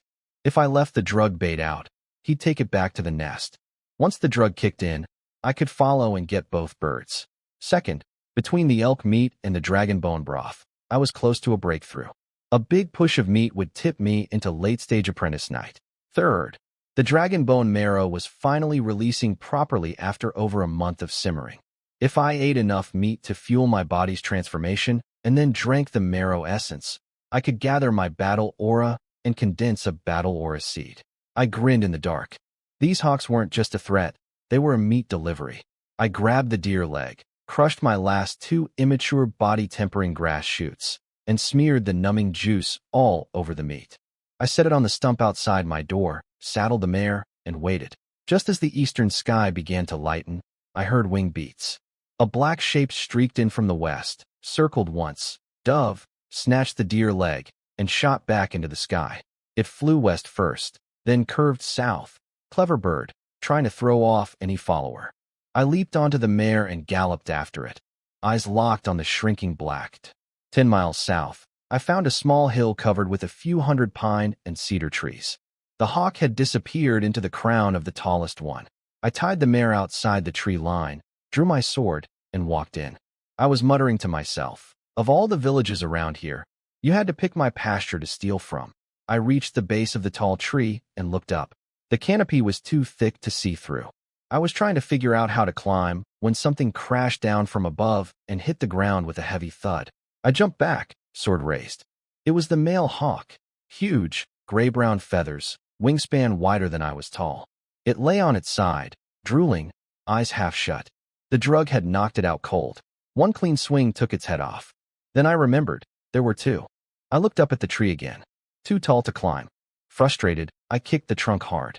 A second body tumbled out of the canopy and hit the ground, flapping a broken wing with an arrow shaft sticking out of it.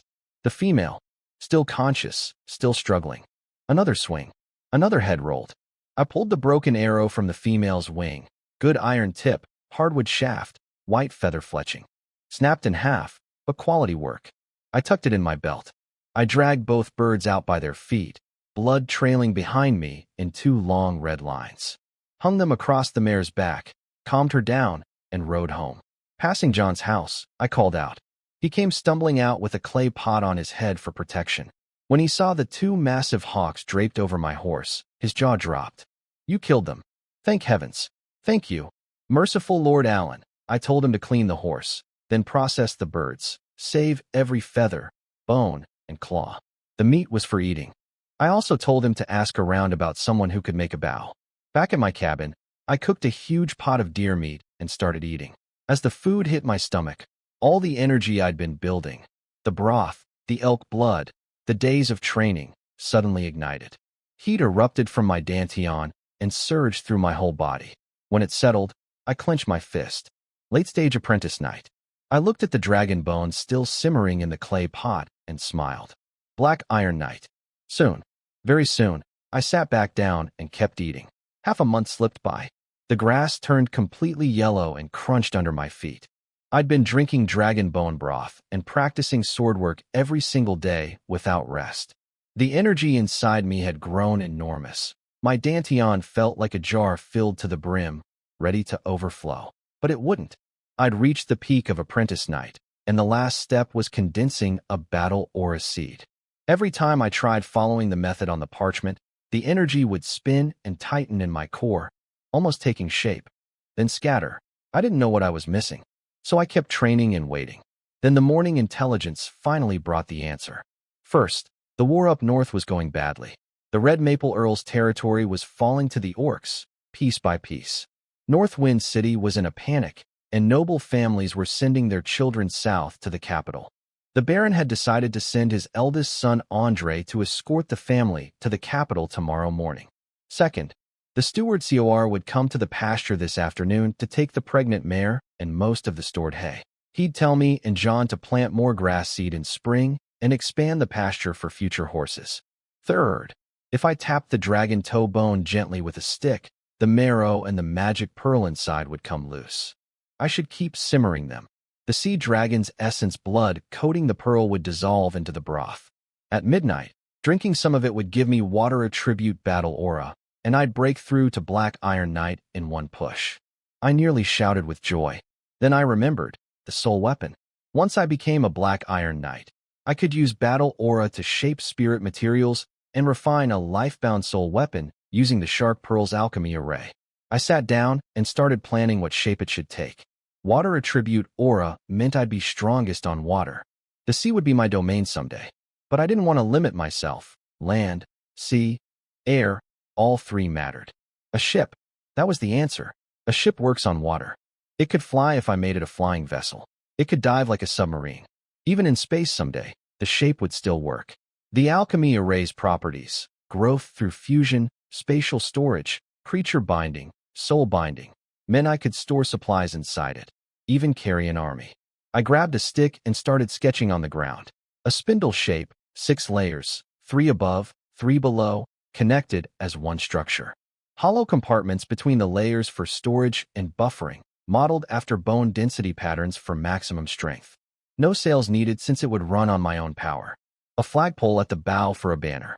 When I stepped back to look at my drawing, I laughed. It looked like a carved peach pit, a tiny oval shape with holes drilled in it. Impossible to see the interior structure from outside.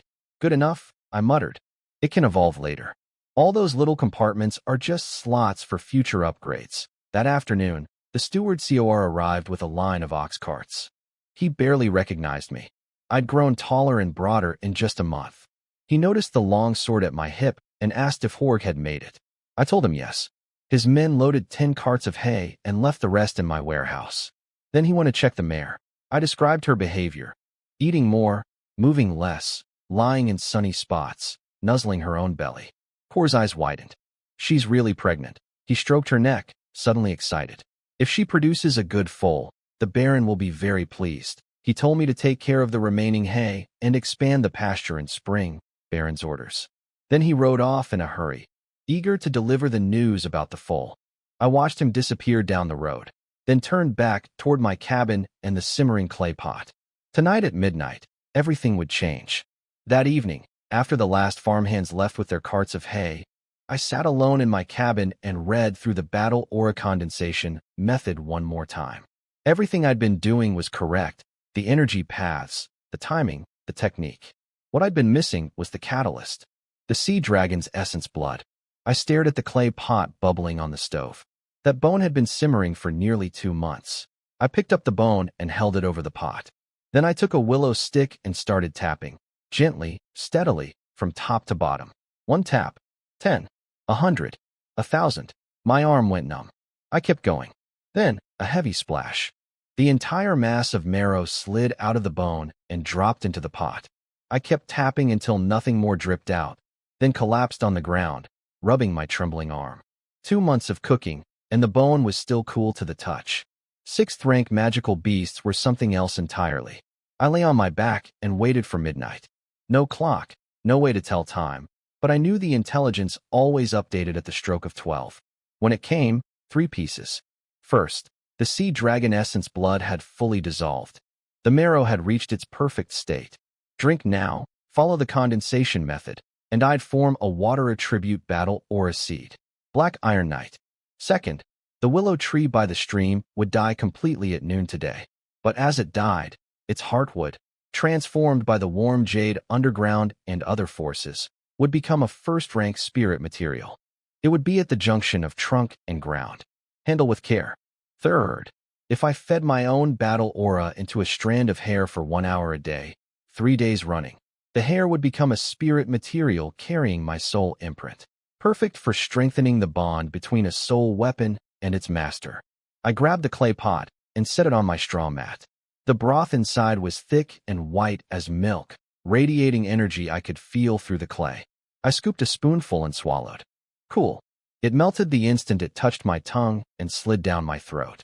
Then a rush of cold energy exploded from my stomach. I closed my eyes and guided it along the paths described in the condensation method, channeling everything toward my dantian. A blue vortex formed inside my core. It began pulling in all the scattered energy throughout my body, drawing it down to the bottom of the spiral. I took another spoonful. The vortex spun faster, stronger. Blue light began flowing out from the top, streaming through my meridians, soaking into every inch of muscle and bone. My muscles trembled. My bones tingled. My veins expanded. The light circled back and fed into the vortex again. The spiral shuddered once, then stabilized, spinning smooth and steady, constantly absorbing energy and releasing blue light in an endless cycle. I looked inward at that glowing vortex connecting everything inside me, and joy surged up from somewhere deeper than thought. It was the joy of crossing a threshold, of becoming something more than I was. I clenched my fist. Black Iron Knight. I was extraordinary now. I immediately started on the hair. Sitting cross-legged, I guided a thread of blue battle aura to a single strand behind my ear. The hair grew warm, absorbing the energy, turning faintly blue and harder than steel wire. I tried feeding a second strand at the same time, but couldn't maintain both. The aura flow stuttered. So I focused on one at a time. Hours vanished. I lost all sense of time until a sharp cracking sound broke my concentration. Sunlight poured through the gaps in the cabin walls. It was already noon.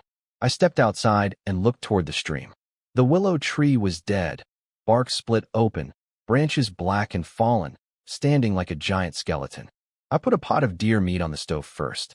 Then I grabbed my axe and walked to the tree. I circled it once, channeled battle aura into my foot, and kicked the trunk. The entire tree exploded into splinters. 2 months of the warm jade draining its life had rotted it completely hollow inside. My aura-enhanced kick turned the whole thing to dust. I worried I'd been too rough and might have damaged the spirit material. I knelt down and carefully dug through the rotten wood and dry earth at the base where trunk met ground. My axe clinked against something hard. I set the axe aside and dug with my fingers. There, buried in the decayed heartwood, was a piece of emerald green crystal the size of an egg, glowing faintly with pale green light. Cool to the touch, dense with hidden life force. It didn't feel like wood at all, more like jade. Life from death, I murmured. Beautiful.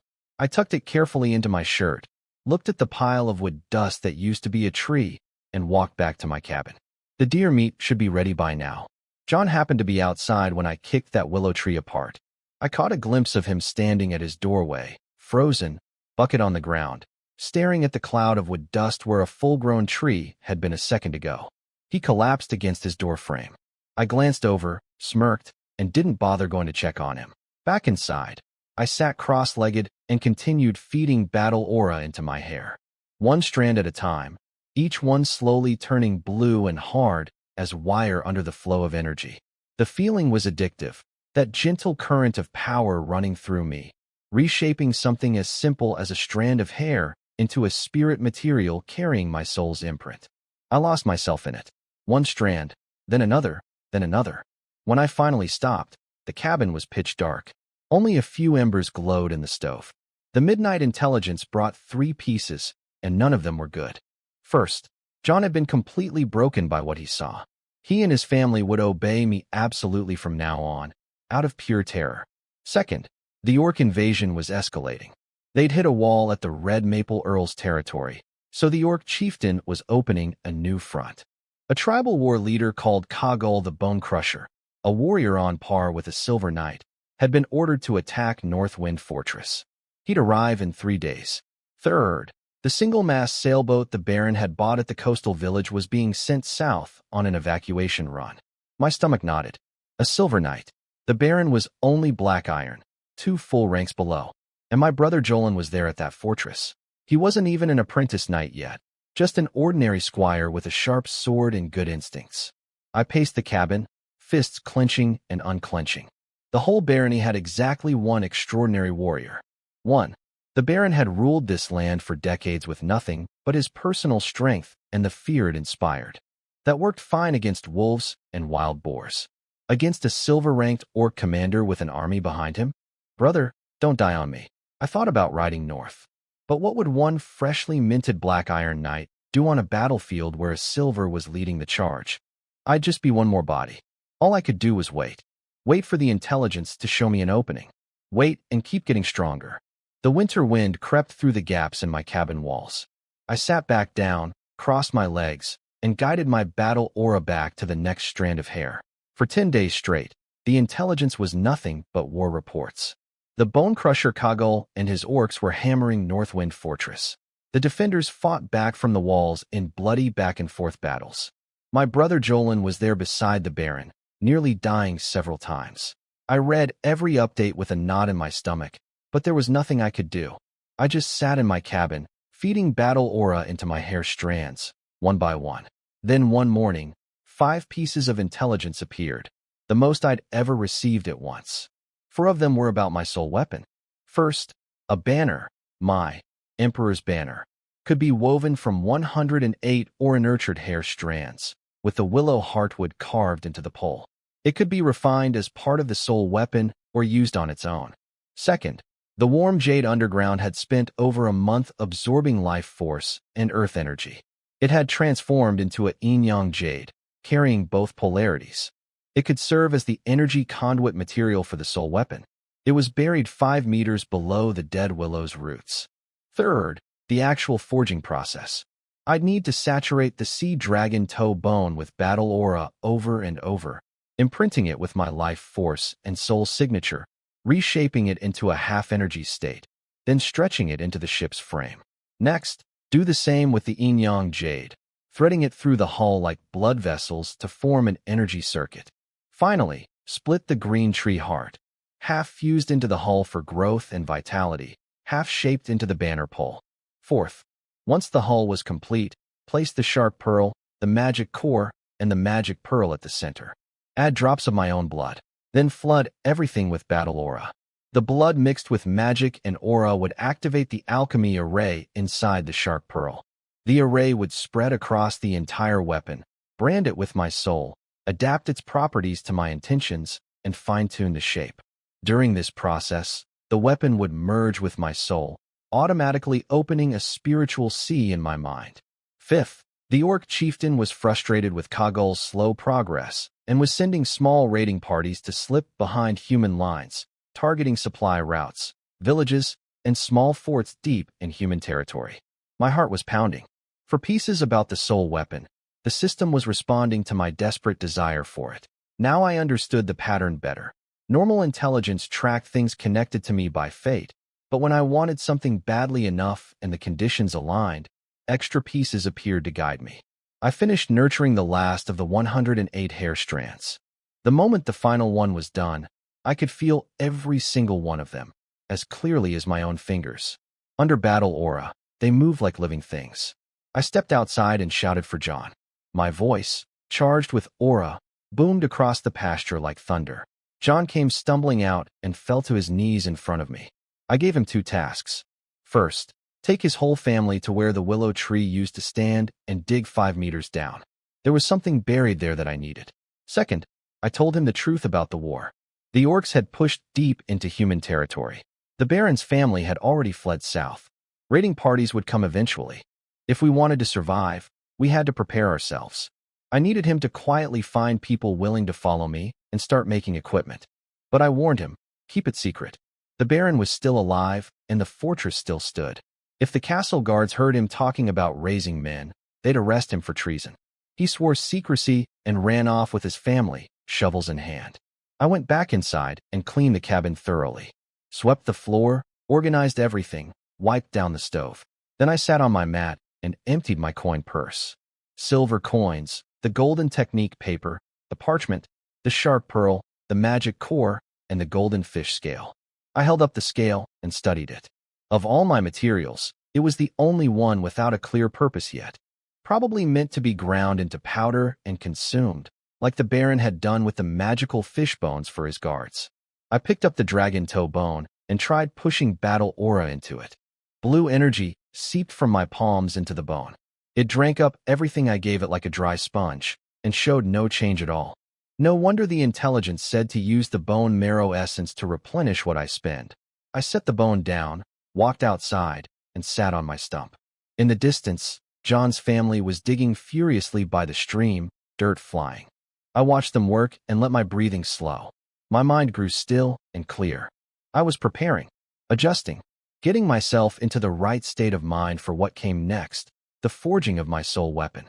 Near sunset, John came running with something in his hands, stumbling and shouting.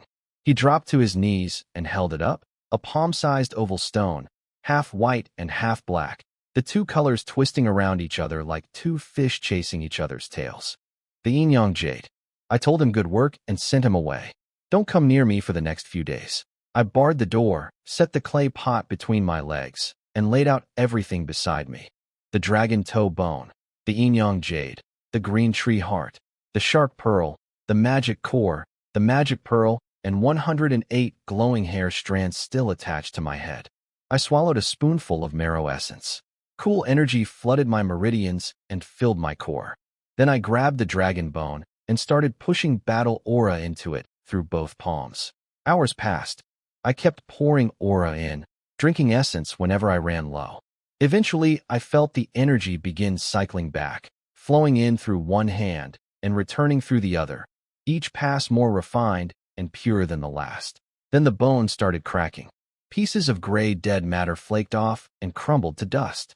The 2-meter staff shrank and shrank until all that remained was a fist-sized sphere of pure white essence spinning in my palm, a half-energy body, glowing with blue light. I closed my eyes and pictured the ship in my mind. Spindle-shaped, 6 layers, hollow compartments, channels only where needed. I guided the essence to stretch and reshape. Slowly, a tiny ship the size of my palm took form. I gulped more essence and grabbed the yin-yang jade. Same process. flood it with aura until it became a half-energy body. Then I pressed it into the ship. The black and white energies separated inside, Yang rising to the upper layers, Yin settling below, and began chasing each other through the hull, carving energy channels as they went. Next, the green tree heart. Aura turned it into a glowing emerald half-energy body. I split it in two. One half I pushed into the ship's hull, giving it life and the ability to grow. The other half I stretched and shaped into a slender green pole. Then I reached up with my aura and touched all 108 hair strands at once. They lit up, wove themselves together above my head into a tiny banner, then snapped free from the roots and drifted down. I caught the banner pole, stabbed it through the woven flag, and planted it at the bow of the little ship. Last step. I let the aura pull back. Without its support, the materials fused together into a single solid vessel. I poured the remaining marrow essence down my throat, then shoved the shark pearl, the magic core, and the magic pearl into the ship's center. I drew my dagger and slashed my right palm open. Blood mixed with battle aura seeped into the ship, painting red lines across its surface. I drove the bloody aura straight into the magic pearl and magic core. Two sharp cracks, both shattered at the same time. Aura and magic carrying my blood crashed into the shark pearl like a flood. The pearl trembled violently, and an array pattern exploded outward from it, covering the entire ship in an instant. The pattern spun 3 times, then split into 6 symmetrical rings that rotated 6 times before collapsing inward, etching countless fine lines across every surface. Then something burst from the central array, a half-human, half-fish phantom with a twisted, furious face. The ancient alchemist's remnant soul. It thrashed inside the array, snarling at me. Before I could react, a second phantom, the silver fin bream spirit, lunged out and bit the merman's neck. The 2 spectral forms tore at each other, ripping off fragments of soul energy that scattered like sparks. I acted on instinct. I gathered my aura, mixed it with magic and my own blood, and began absorbing those drifting soul fragments. Under my guidance, they condensed into a small water serpent that swam through the ship's interior, devouring every scrap of energy and growing larger with each bite. The 2 ghost forms weakened, flickering, nearly gone. I saw my chance. The water serpent whipped its tail and smashed the merman in half. It screamed silently, shuddering. Then the serpent coiled around the fish spirit and crushed it. The merman's ghost tried to flee back into the pearl. The serpent slammed through it and shattered it to nothing. The serpent consumed every last fragment, then dove deep into the ship. 7 array rings blazed to life. The shattered remains of the 3 pearls compressed and fused at the center into a single bead the size of a longan fruit. It settled into the ship's core, the heart of my soul weapon. Then the ship erupted with blue light and shot straight into my forehead. Inside my mind, the water serpent thrashed wildly, devouring everything around it, carving out a vast, empty space, my spiritual sea. When its energy was spent, it crawled back into the ship and went still. The soul weapon floated at the center of my new spiritual sea, glowing softly blue. At the bow, the water serpent had wrapped itself around the emperor's banner pole, becoming a permanent pattern woven into the flag. It was done. My soul weapon was complete. I opened my eyes and looked at the fading scar on my palm.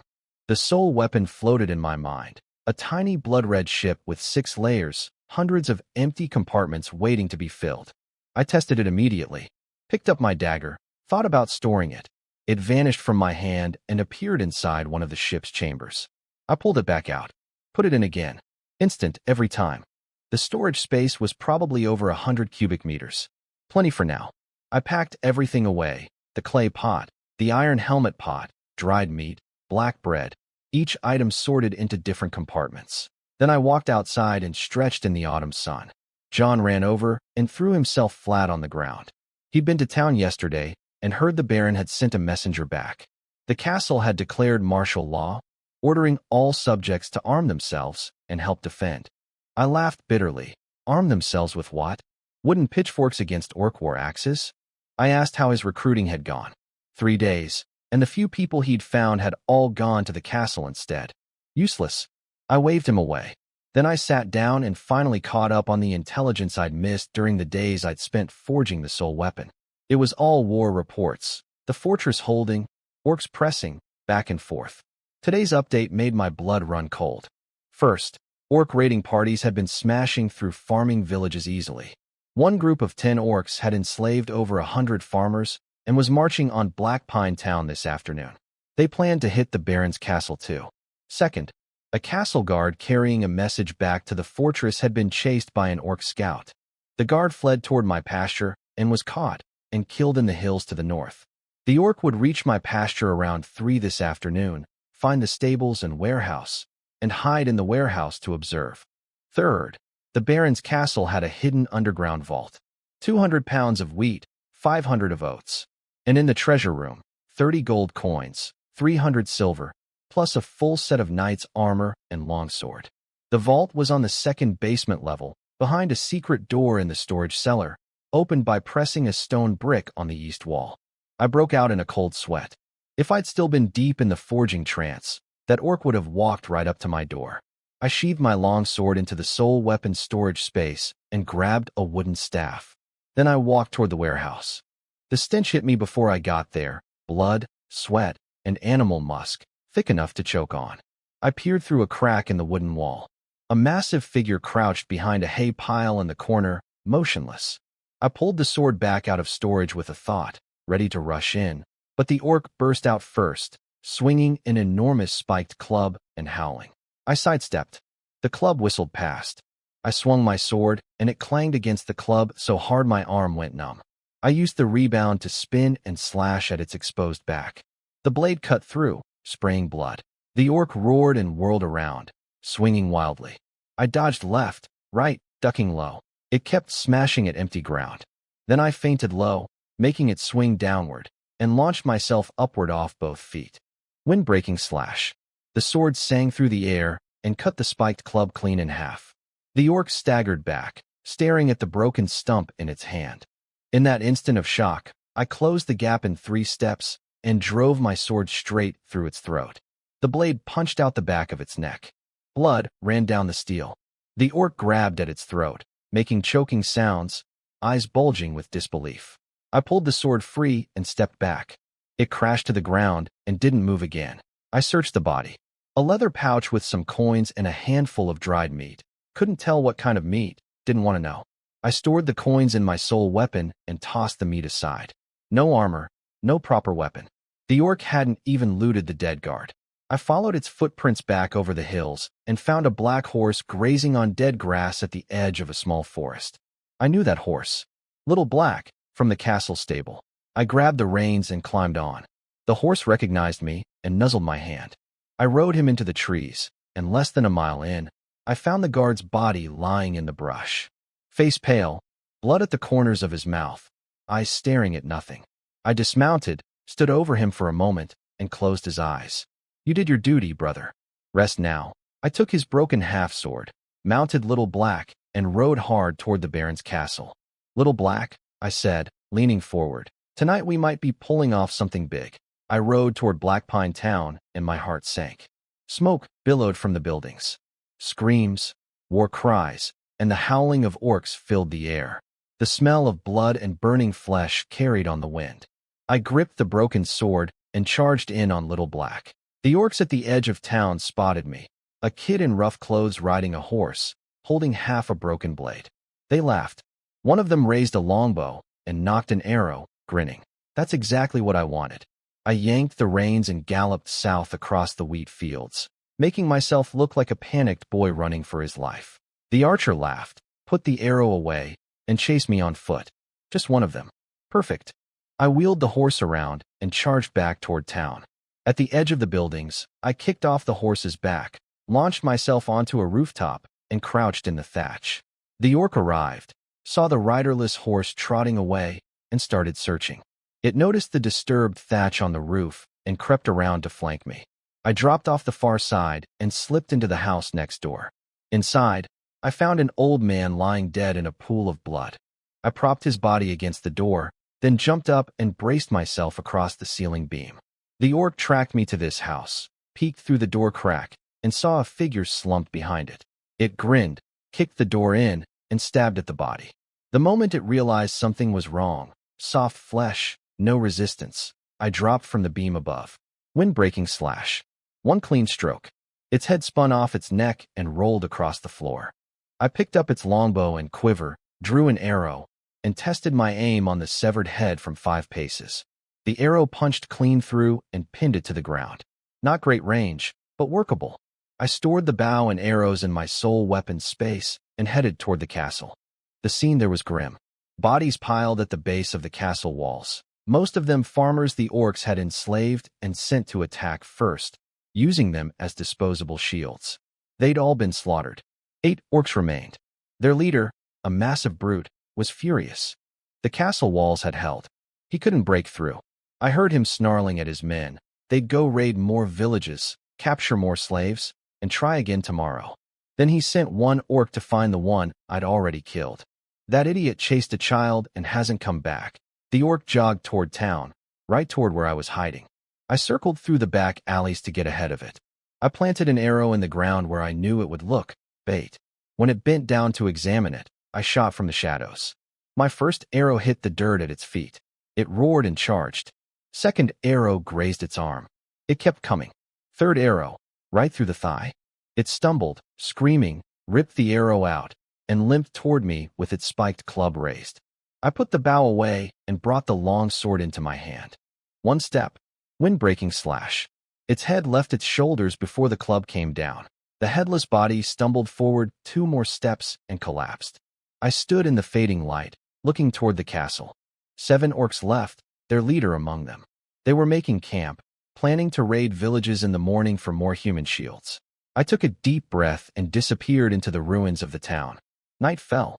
The 7 remaining orcs sat around a campfire outside the castle, eating meat and drinking bad liquor.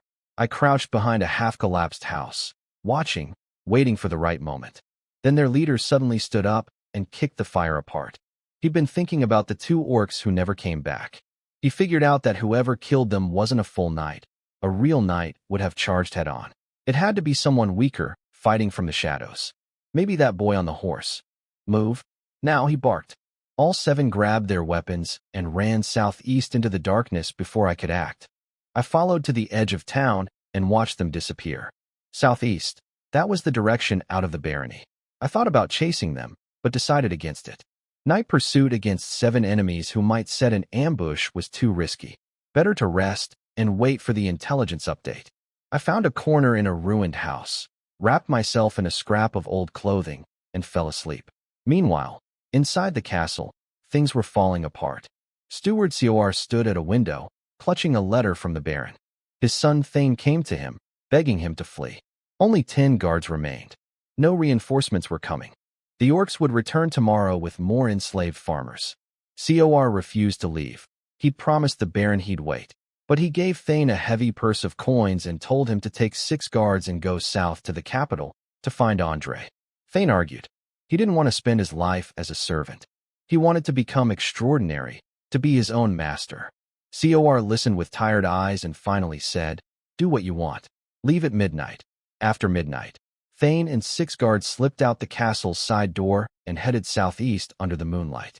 They walked straight into the orcs. Those 7 orcs hadn't actually fled.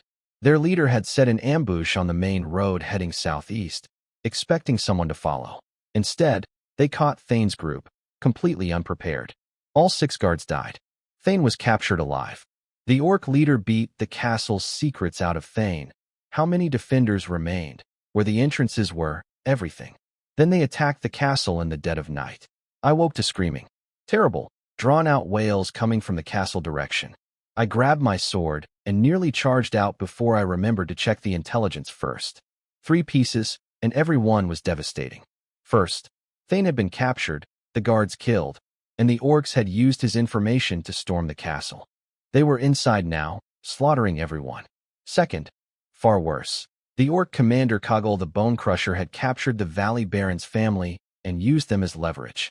At 2 in the morning, the Valley Baron had opened the gates of North Wind Fortress himself to save his family. The fortress had fallen, but the Black Pine Baron happened to be resting in North Wind City that night. When he realized what was happening, he gathered his closest men and fled south. He'd reach Black Pine Town by 7 this morning. Third, The soul weapon forging process had significantly refined and strengthened my battle aura, but the breakthrough had drained my energy reserves. I needed to replenish.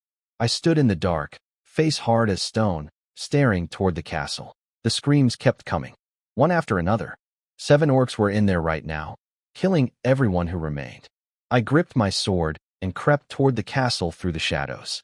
The screams from inside made my skin crawl. Just as I was about to step through the main gate, a woman's shriek erupted right behind the door, and the gate slammed shut in my face. My heart nearly stopped. The orcs had set a trap. They'd used someone as bait, waiting for anyone foolish enough to walk in. If I'd been 1 second faster, I'd have taken a club to the back of the skull. I had no choice. I couldn't break through alone in the dark with enemies waiting behind every corner. I'd wait for dawn, when the Baron was supposed to arrive. I found a solid house in town and rested. At first light, hoofbeats thundered down the road. 6 riders, the Black Pine Baron and 5 men, my brother Jolin among them. They'd ridden through the night from Northwind City. The Baron saw the bodies piled at the castle walls and the sealed gate. For a moment, hope flickered in his eyes. Maybe his people were still holding out inside. Then Jolin rode forward and warned him something was wrong. Heavy footsteps boomed from inside the castle, rushing toward the gate. The Baron's face went white. Go? Now! They wheeled their horses and galloped south. The castle gate burst open and 6 orcs poured out, howling, chasing after the riders. 6 orcs ran out. That meant 1 stayed behind to guard the gate. The moment the 6 were far enough away, I sprinted for the castle. The gate was shut again. I cursed. They'd left someone inside, of course. Then I spotted a rope dangling from the right side of the wall. A grappling hook. That must be how they'd gotten in last night. I grabbed the rope and climbed. 10 meters of stone wall. With a black Iron Knight's body, I scaled it in seconds. I peeked over the top. Down below, an orc sat against the wall behind the gate, clutching a spiked club, head drooping. Snoring. I planned to slide down the rope for a silent kill from above. I repositioned the hook and grabbed the rope, and the whole thing slipped loose and fell. The rope whipped across the orc's face with a loud crack. It jumped to its feet instantly, swinging the club upward at me. It hadn't been sleeping at all. It was faking, waiting for exactly this. These orcs aren't supposed to be smart, I muttered in disbelief. It roared and charged for the wall stairs.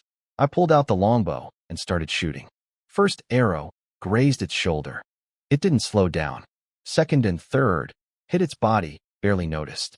But I had the height advantage, and the closer it got, the more accurate my shots became. By the time it reached the halfway point on the stairs, it looked like a porcupine. Arrows stuck out of it everywhere. It staggered, swayed, and finally toppled backward, rolling down the stone steps. I walked down after it, put 2 more arrows through its skull to be sure, then ran straight for the underground storage. I threw open the cellar doors and started loading everything into my soul weapon space. Wheat, oats, hundreds of pounds, compartment after compartment filling up.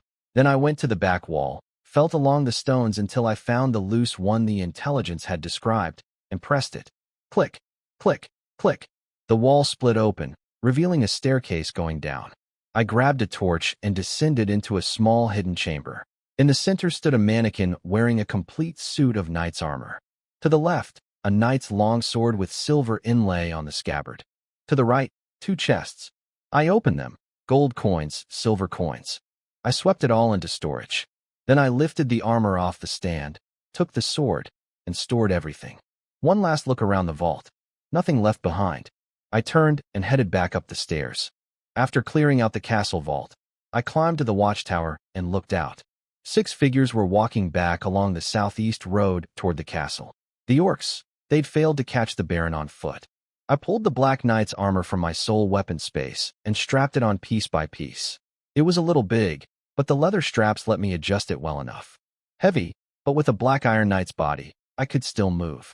I hung the Baron's long sword at my hip, took up the longbow and a full quiver, and crouched behind the wall to wait. The 6 orcs came strolling back without a care, arguing about whether to stay or go raiding before the main orc army arrived. The moment they reached the gate, I stood up on the wall. My first arrow hit the ground at their feet. They looked up and saw a figure in full armor drawing another arrow. A human, one roared.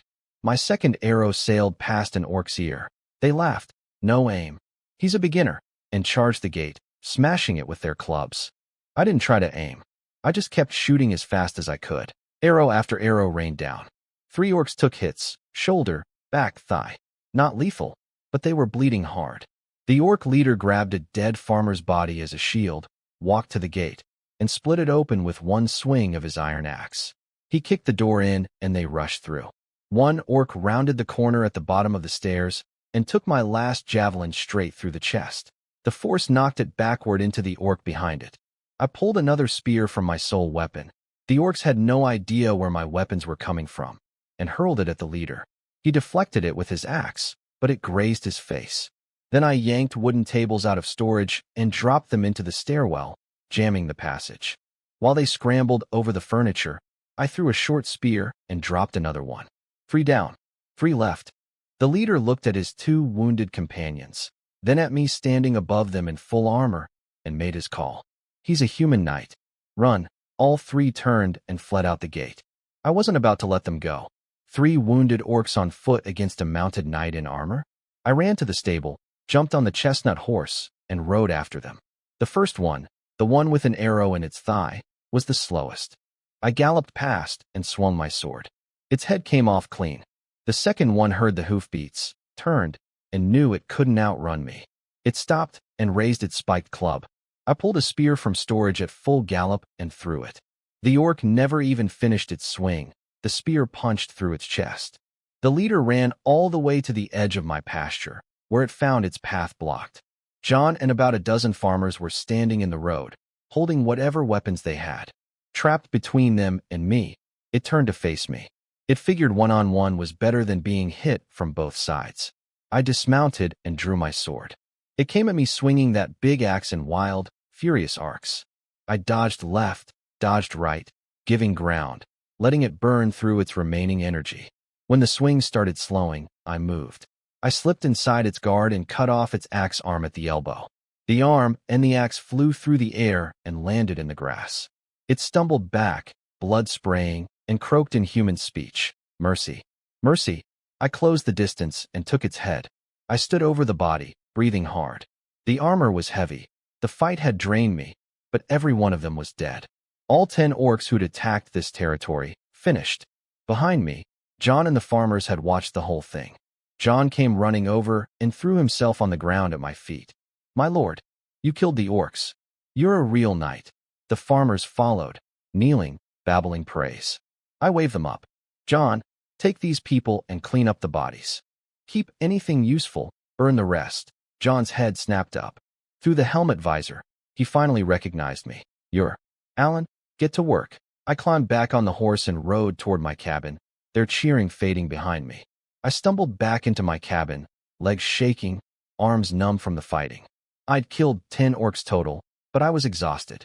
If I'd faced someone like the Bone Crusher Kagul, I'd have been dead in seconds.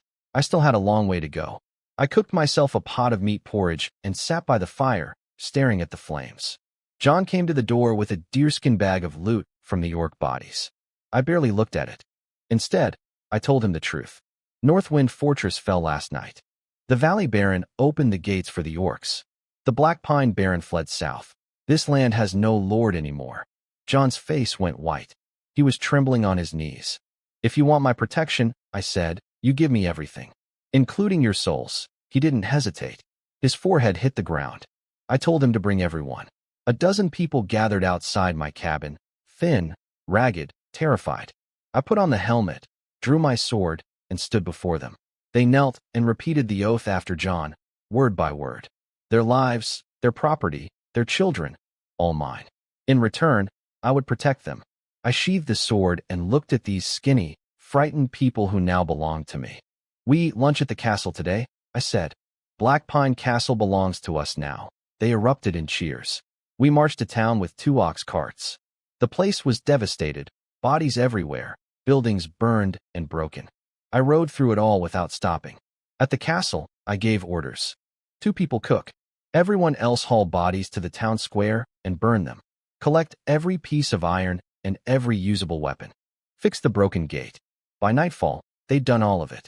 They even found a few children hiding in cellars around town.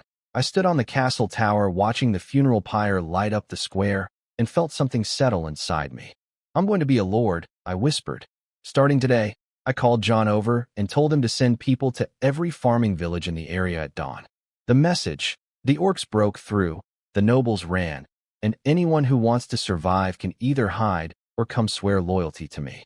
Then I went to the Baron's old bedroom, lay down on a real bed for the first time in months, and fell asleep instantly. At dawn, I checked the intelligence. First, after the fortress fell, the nobles and merchants of North Wind City fled in panic.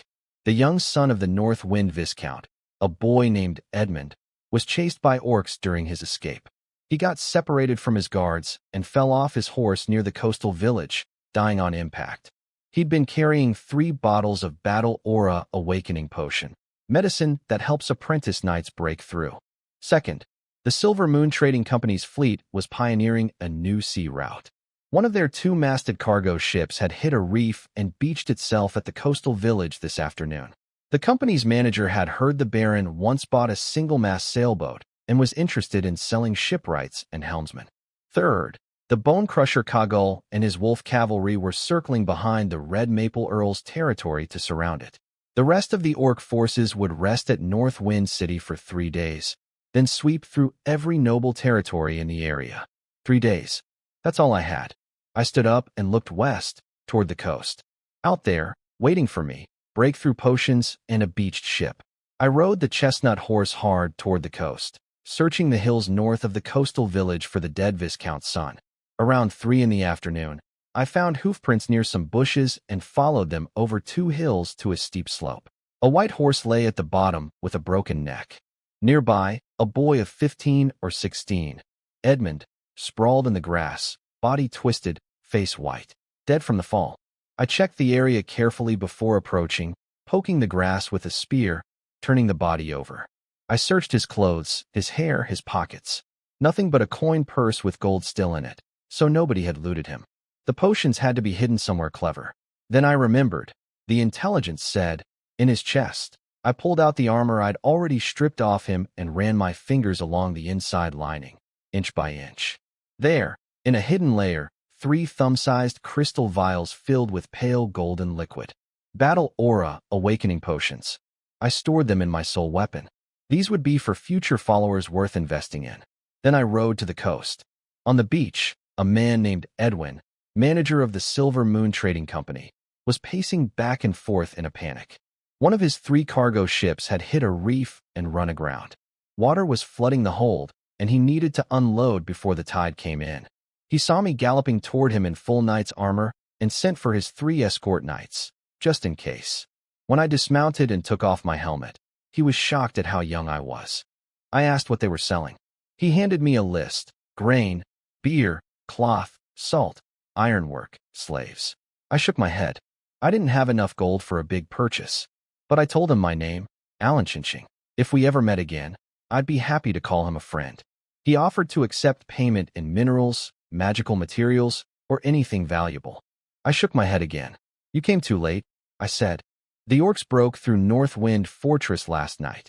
This whole region is about to fall. They'll sweep through here in days. He didn't believe me at first. Then one of his own scouts came riding back in a panic, confirming everything. The Baron had fled. The castle had been attacked and recaptured by a knight named Alan, and the roads were littered with bodies, human and orc alike. Edwin's face went pale. He looked at me with new eyes.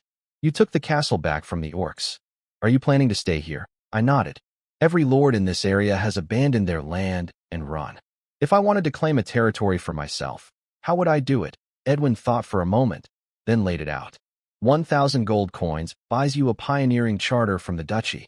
Then you take land from the orcs yourself and hold it for 3 years. After 3 years, you become a baron. Sounds simple enough? Simple? He almost laughed. First you need 1,000 gold coins. Then you need an army you can feed.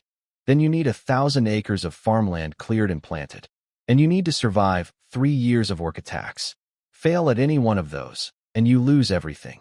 I stared at the orange sunset over the sea, letting the wind blow across my face. It's getting late, I said. Would you rather sleep at the castle or stay here with your cargo? If you don't mind, the castle sounds much safer. I mounted up and we rode for Black Pine Castle together, Edwin and a few of his guards trailing behind me in the fading light. Edwin followed me into the castle and nearly gagged on the smell. Blood and ash hung in the air like fog. "How many died here?" he asked. "A few hundred." "And how many orcs?" 10. He couldn't believe it. 10 orcs killed hundreds of people. I told him the truth. People enslaved their whole lives don't know how to fight back. When the lords ran, the farmers just knelt and waited to die. He offered to have his 3 escort knights help guard the castle. I waved him off. All 10 orcs were already dead. I killed them myself. He stared at me for a long time after that. At dinner, he handed me the trade list again with a 50% discount on everything. I took it and thanked him, but told him honestly, if things went bad, I'd have to retreat too. At midnight, the intelligence gave me 4 pieces.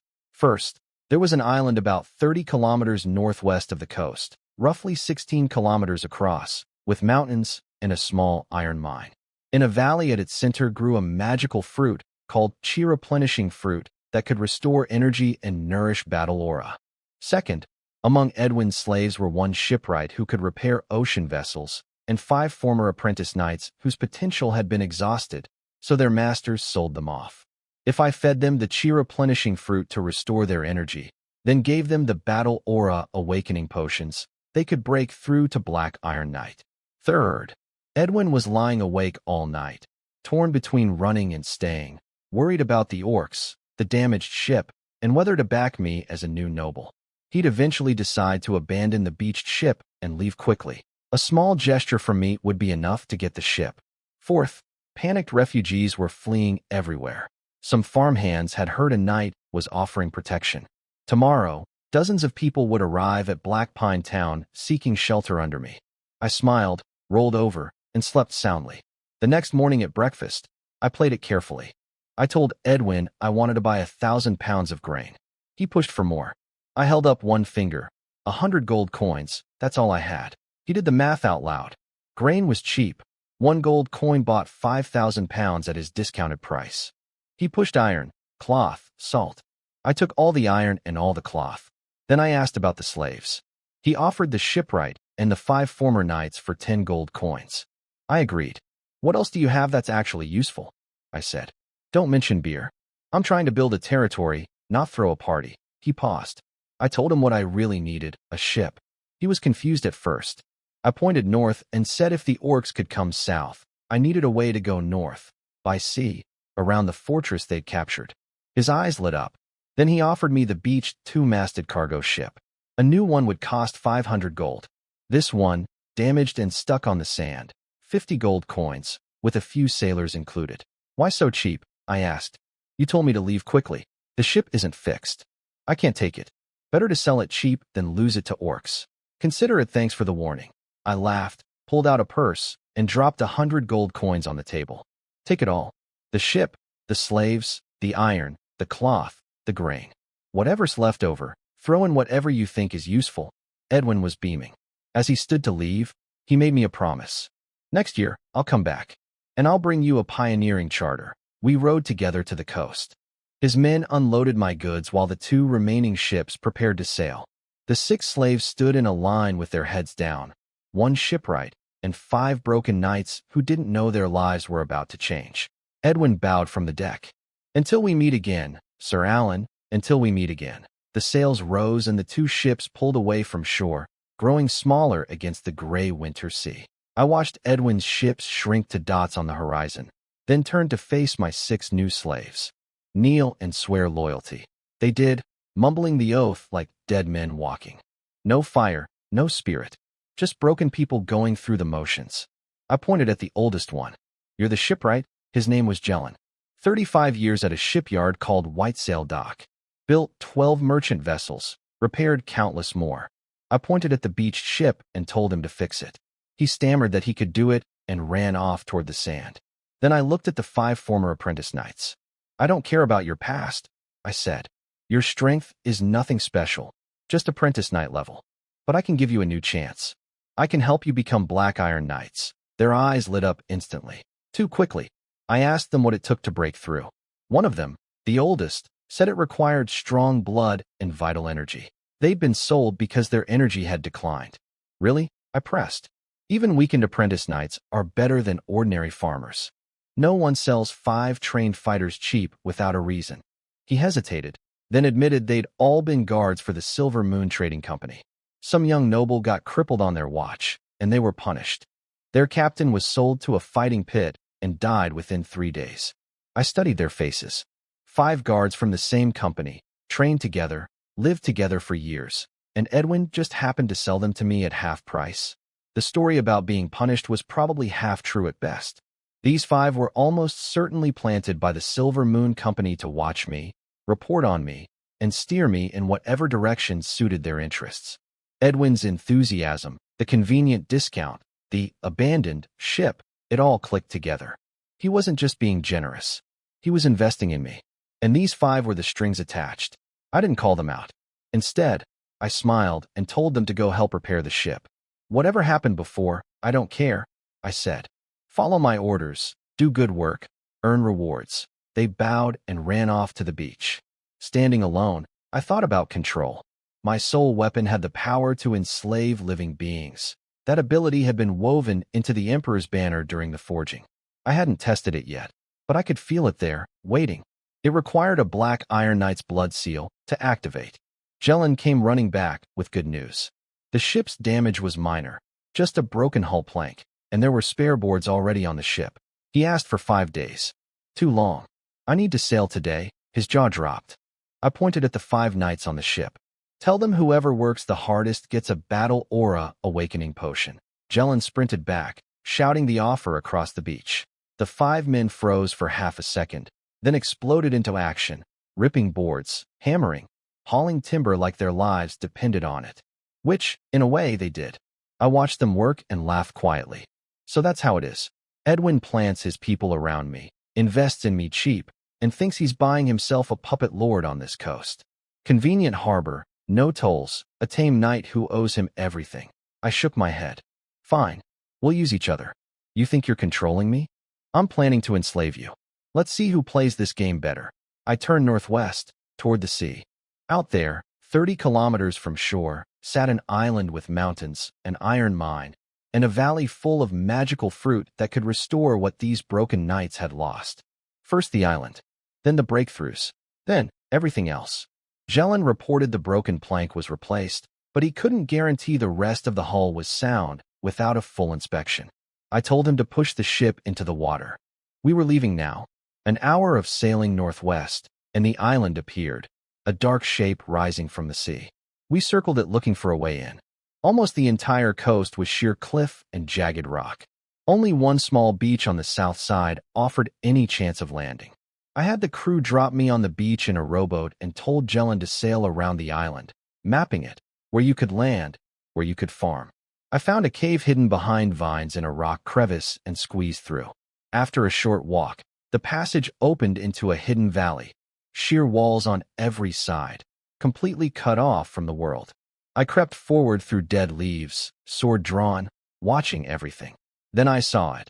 A tree about 2 meters tall, green leaves, hung with a dozen egg-sized fruits that glowed in the sunlight. The cheer-replenishing fruit tree. I stepped forward and my foot crunched on something. I looked down. The ground around the tree was carpeted with bones. Layers of them, piled up over who knows how many years.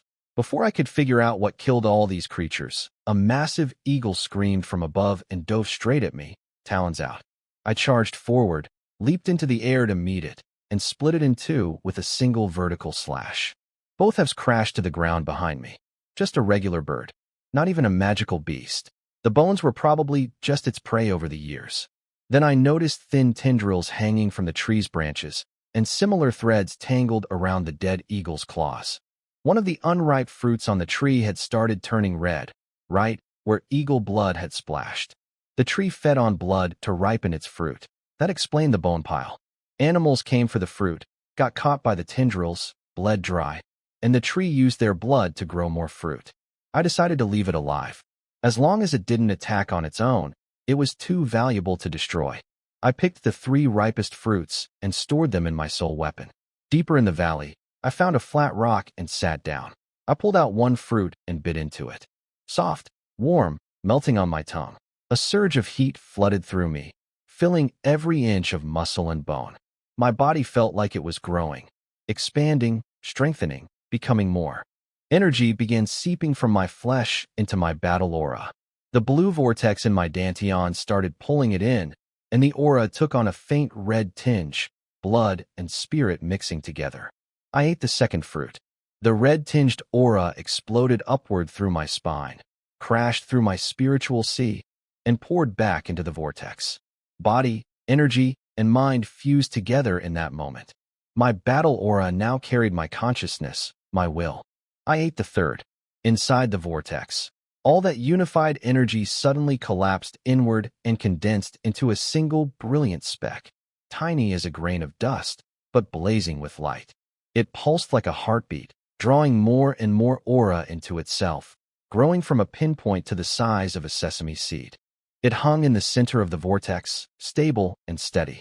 I opened my eyes and clenched my fist. The power inside me was completely different now. I drew my sword and willed the aura outward.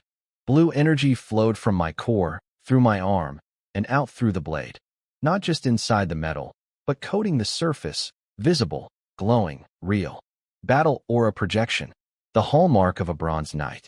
Before this, I could push aura into a weapon but never threw it. Now, with consciousness woven into my aura, it responded to my thoughts like an extension of my body. I swung the sword, and a brilliant arc of blue light traced through the air. This is what a real knight feels like. I sheathed the sword and headed back. When I passed the fruit tree, I left the remaining unripe ones alone. They'd be ready when I needed them. Back on the ship, Jelen confirmed what I expected. The island was nothing but cliffs and rocks except for that one beach. No other place to land or farm. I told him to load some iron and grain onto the ship tonight. Tomorrow we'd go back to the island and start clearing land in the valley. Jelen's eyes widened. If there's farmable land on that island, it's the perfect stronghold. The orcs can take the mainland, and they still can't touch you. I waved him off. Don't get ahead of yourself. For now, it's just a place to hide. Then I told him to ask the coastal village farmers tonight if any of them wanted to swear loyalty and come with us. Following you would be their honor, he said. I looked at him and said nothing. Honor had nothing to do with it. Survival did. I rode through the night back to the castle. The next morning's intelligence brought urgent news. First, a gray bear in the forest near my home village had been eating moonlight grass and evolved into a first-rank magical beast during hibernation. It was starving and would attack the village today. Second, the orcs had betrayed the Valley Baron, the man who'd opened the fortress gates for them. They cut him down like prey. Now they were sweeping south, and a 10-man orc squad would reach Black Pine Castle this afternoon, killing everyone in their path. Third, the chi-replenishing fruit tree was a first-rank magical plant. Its tendrils actively sought blood within a certain range. I had to move fast. Downstairs, John reported that 57 refugees had arrived overnight seeking my protection, 35 of them able-bodied. I told him to feed everyone breakfast, then march straight to the coastal village. I'd found an island with an iron mine where they could shelter. Don't wait for me. I had something to handle first. I rode for my home village. On the way, my thoughts were complicated. Since awakening my past life memories, I'd kept my distance from my family in this life. Not because I didn't care, but because I was afraid of revealing too much. Now I was a bronze knight with the power to protect them. It was time to bring them to safety. I heard the roar before I saw it. A massive gray bear burst from the forest, fur shimmering with a cold light, eyes burning red with hunger. It spotted a farmer working nearby and crushed his skull with one swipe before he could even scream. Then it picked up the body and started eating. People scattered in every direction, screaming. I hurled a spear from horseback. It punched into the bear's back. The beast roared and charged at me. I kicked off the saddle, launched myself into the air, and brought my sword down with battle aura blazing along the blade. Wind-breaking slash. The bear swung the half-eaten corpse at me like a club. My sword cut through its right paw at the wrist. Blood sprayed everywhere. I landed, stepped forward, and slashed through its left leg. It crashed to the ground, thrashing, whimpering, terrified. One more step. One more swing. The head rolled free. The villagers stopped running. They stared. Then they started cheering. The Baron saved us. Thank the Baron. They assumed anyone in full knight's armor must be their lord. I took off my helmet. It's me. Alan, silence. Then whispers. Alan?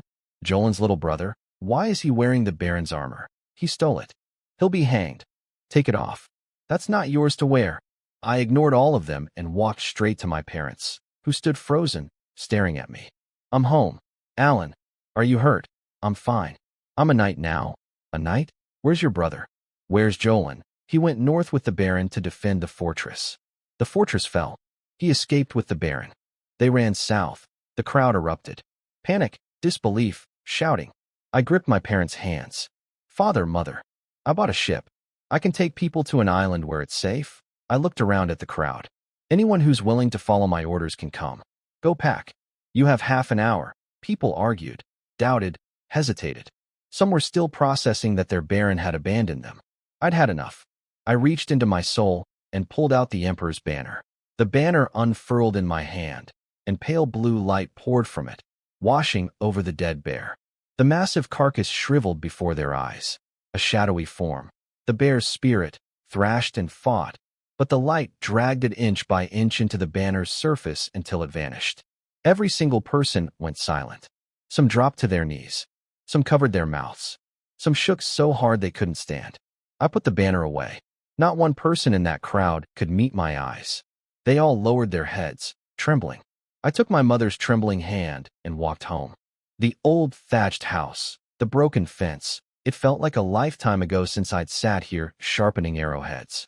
I sat my parents down and gave them a simple version of what happened. Found a gold coin cleaning the stable. Found a book with a battle aura method by the garden pool. Bought a magical beast bone from a traveler. Made soup from it, got stronger, and stumbled into a breakthrough. My mother kept making prayer signs. My father frowned and said breakthroughs don't just happen by accident. Jolan had trained for years and never even reached apprentice knight. He had no teacher, I said. Neither did I. But I had luck. Half an hour later, I let everyone out, my parents and about a dozen villagers who'd decided to follow. We marched to the coastal village where the rest of my people were already gathered. Over 100 people crammed onto the ship. An hour's sailing brought us to the island. I told them to build shelters and do what they wanted with the land. I'd be taking it all back from the orcs eventually. Then I took the 5 former apprentice knights into the valley to the cheer-replenishing fruit tree. This is a first-rank magical plant, I told them. When the fruit ripens, it can restore your blood and energy to peak condition. I have 2 bottles of Battle Aura Awakening Potion. Whoever earns it gets to become a Black Iron Knight. They drop to their knees instantly. We'll be the sword in your hand. Point us anywhere and we'll kill. I showed them the eagle bones on the ground and explained that animal blood made the fruit ripen faster. They needed to hunt and feed the tree, but never with human blood. They swore obedience and scattered to work. I walked deeper into the valley and sat on the same rock where I'd broken through to Bronze Knight. I pulled out the Emperor's banner. Inside, the gray bear's soul was still thrashing and howling, fighting its prison. I flooded the banner with battle aura, wrapping the soul in invisible chains until it compressed into a small pearl and sank into the fabric. Information flowed into my mind. By taking a person's blood and hair, I could bind them through the banner, controlling their life and death, and even guide their battle aura to take on the bear's characteristics. The bear had gained its power by eating moonlight grass over many years, so it had no true magical bloodline and limited potential. But its raw physical strength was enormous, perfect for turning those 5 knights into something useful. I practiced wind-breaking slash until sunset. When the 5 came back from a failed fishing trip, they'd only caught a few fish. I didn't scold them. Instead, I told them I had a gift. I tossed a wooden bowl on the ground. Pull out some hair. Drip some blood from your fingertips. They looked at each other nervously, but didn't dare ask questions. Each one yanked out a few hairs, bit their finger, and let the blood drip into the bowl. The leader carried it to me on his knees. I took the bowl and stored it in my soul weapon. Their eyes went wide. From today, I give you new names. The power I'm granting you is the bear's strength, so you'll carry the name Bear. I pointed at each one in turn. Bear 1, Bear 2, Bear 3, Bear 4, Bear 5. They bowed their heads to the ground. Thank you, Master, for the honor. The moment they spoke, I felt it, a strange current flowing from my spiritual sea through invisible threads into their bodies. It began merging with their flesh, changing them from the inside. And I knew, with absolute certainty, that if I willed it, I could stop any of their hearts with a single thought. This was my soul weapon's power, the enslavement of living beings. I smiled. Go eat. Plenty of meat these next few days. You'll need it. They kowtowed and backed away, then turned and walked out of the valley. They had no idea what had just been planted inside them. A piercing eagle scream ripped me out of sleep in the middle of the night. I grabbed my sword and listened. The cries echoed through the valley. Angry, mournful, savage. Bear 3 ran to my tent. Something in the valley, master. Sounds like an eagle. Stay hidden. Don't let it see you. I checked the intelligence. First, a first-rank late-stage magical beast called a Gale Eagle had returned from hunting to find its mate dead, the one-eyed killed yesterday. It had picked up human scent and was hiding near the cheer-replenishing fruit tree, waiting to ambush anyone who came close. Up on the cliff above the valley, in a crack in the rock wall, was the eagle's nest. 3 chicks would hatch today. When grown, each one could become at least a first-rank magical beast. If tamed, they'd be valuable aerial fighters. Second, the Red Maple Earl's territory had fallen. The Earl died fighting. The Grand Duke of the realm had issued a call to arms. All nobles must send troops to drive the orcs back. Anyone who answered would earn double military merit. Anyone who fled would be punished severely after the war. Northern nobles who distinguished themselves in the counterattack could avoid charges. Third, the Blackpine Baron and other lords who'd abandoned their territories had been stripped of their titles. The Grand Duke ordered them to lead the first wave of the counterattack to redeem themselves. If they failed or ran again, their entire families would be executed.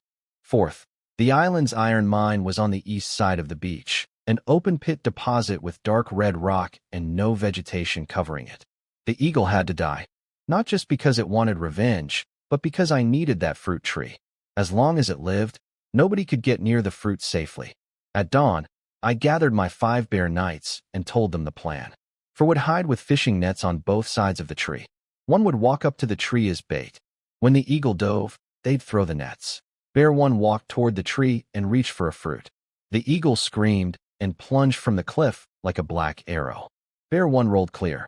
Now, 2 nets flew up from both sides.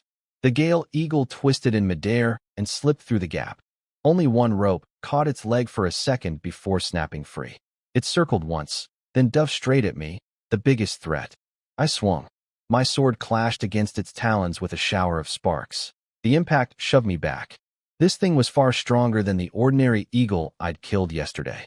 I sheathed my aura and fought with just the blade, letting it think I was weaker than I was, drawing it in for repeated dives. Each time it swept down, the bear knights tried to net it. Each time, it dodged. Then on one dive, it came in too fast and too low. All 5 nets went up at once. It crashed into them and got tangled, just for a moment. That moment was enough. I poured battle aura into my sword and lunged forward. Wind-breaking slash. The eagle's head separated from its body in a spray of blood. The headless carcass hung in the nets for a heartbeat, then crashed to the ground. I stood over it, breathing hard, and laughed. First rank late stage. Not bad, but not enough. I pulled out the Emperor's banner and absorbed the Gale Eagle's soul right in front of the 5 bear knights. They watched the massive carcass shrivel up as a thrashing shadow was dragged into the banner's fabric. Their excitement turned to horror. I smiled at them gently. Don't be afraid. Your blood and hair are in here too. As long as you obey, all you'll receive is power. I paused, looking at the dried-out eagle corpse on the ground. But if you disobey, you'll end up like that. Your soul blood is mine. No matter where you hide, even 1,000 miles away, I can rip out your soul with a single thought. And a person without a soul, all 5 hit the ground at the same time. We will prove our loyalty with our lives. We will never disobey. I nodded and sent them up the cliff to find the eagle's nest. They climbed like lizards, searching every crack. Meanwhile, I compressed the eagle's soul into a pearl inside the banner, same as the bear before it. I tried to pick up the eagle's bones, thinking I could use them to upgrade my soul weapon. The moment I touched the skeleton, it crumbled to dust. Useless after the soul extraction. Good to know, my father was waiting outside the valley, looking uncomfortable. He asked if it was warmer inside. The sea wind on the beach was cutting through the flimsy tents. I called John over and told him to widen the cave entrance so everyone could move into the valley. But I warned him, Nobody touches the fruit tree inside. I told my father I'd already sent someone to the capital to arrange a pioneering charter. Once it came through, I'd be a baron, and our whole family would be nobility. He could barely believe it. I told him to pick some people as personal servants. He was going to need them. Then I went to find the iron mine. I climbed over the coastal rocks on the island's east side until I found a patch of dark red stone, just like the intelligence described. But it was tiny, barely 100 meters across in any direction, almost perfectly circular. I chipped off a piece with a hammer. Incredibly heavy. The cross-section was pure metallic shine, almost no impurities at all. Is this iron ore? Or just iron? I tested a few more pieces. Same thing. I probed with battle aura. Dense, pure metal all the way through. This wasn't a natural formation. It was too round, too pure, too isolated. Something was buried under it. I wanted to dig, but held myself back. I had people now. Let them do the dangerous work. When I got back to the beach, the 5 bear knights were kneeling with eagle eggs cupped in their hands. Not 3 like the intelligence said, 5. They'd found 2 nests, not 1. 3 gray-brown eggs and 2 pale blue ones. They saw me frown and nearly fainted with fear. I let them sweat for a moment, then relaxed. Bear 5 said he'd once raised a hawk, not a magical beast, just a regular bird, but he knew how to handle raptors. I gave him all 5 eggs. Then I assigned tasks. Bear 1 would lead combat training for the island's able-bodied people, with Bear 5 assisting. They'd also identify anyone with cultivation talent. Bears 2, 3, and 4 would go to the iron deposit and start breaking off or stack it in place. I'd come collect it. Everyone had a job. Everyone scattered to work. I stood on the beach, watching my small, ragged kingdom take its first real shape. For half a month, I barely slept. Every morning before dawn, I took the ship out with a few sailors, following the intelligence to find dense schools of fish. We hauled net after net until we had mountains of smoked fish stacked in the new warehouse, enough to feed over 100 people through winter. I picked 30 of the strongest men from the refugees and started training them as soldiers. Every one of them, including Jelen and the sailors, gave me their soul blood. With plenty of fish to eat and hard daily training, those bony scarecrows started filling out fast. Then the intelligence brought the news I'd been waiting for. The Grand Duke had assembled 30,000 troops and launched a 3-pronged counterattack against the orcs. The Black Pine Baron and other disgraced northern nobles were forced into the vanguard as punishment, fight or die, along with their families. Meanwhile, the orc warriors occupying Northwind City were being pulled south to the front lines. An 80-person orc tribe was moving into Black Pine territory, but their fighters would leave tomorrow morning for the battle, leaving only the old, the women, and the children in camp. The second piece was about the iron mine. One of the chunks my men had dug out wasn't ordinary, or it was flesh from an iron dragon that had fallen in battle long ago. Despite the ages, it still had traces of life in it. I could use it to upgrade my soul weapon and give it living metal properties. Third, the Silver Moon Trading Company's leader, a woman named Elena, had approved Edwin's plan to back me. Through her grandfather, a marquis, she'd secured 3 pioneering charters. Edwin would travel with the army heading north, looking for me along the way. If I proved my worth in the counterattack, the charter would be mine. 3 charters meant she was hedging her bets, investing in multiple candidates. That was fine. I only needed 1. I called Bear 1 over and told him we were marching tomorrow. The orc fighters would be gone. We'd only face the weak ones left behind. Time to take Black Pine territory back. Then I realized we had no flag.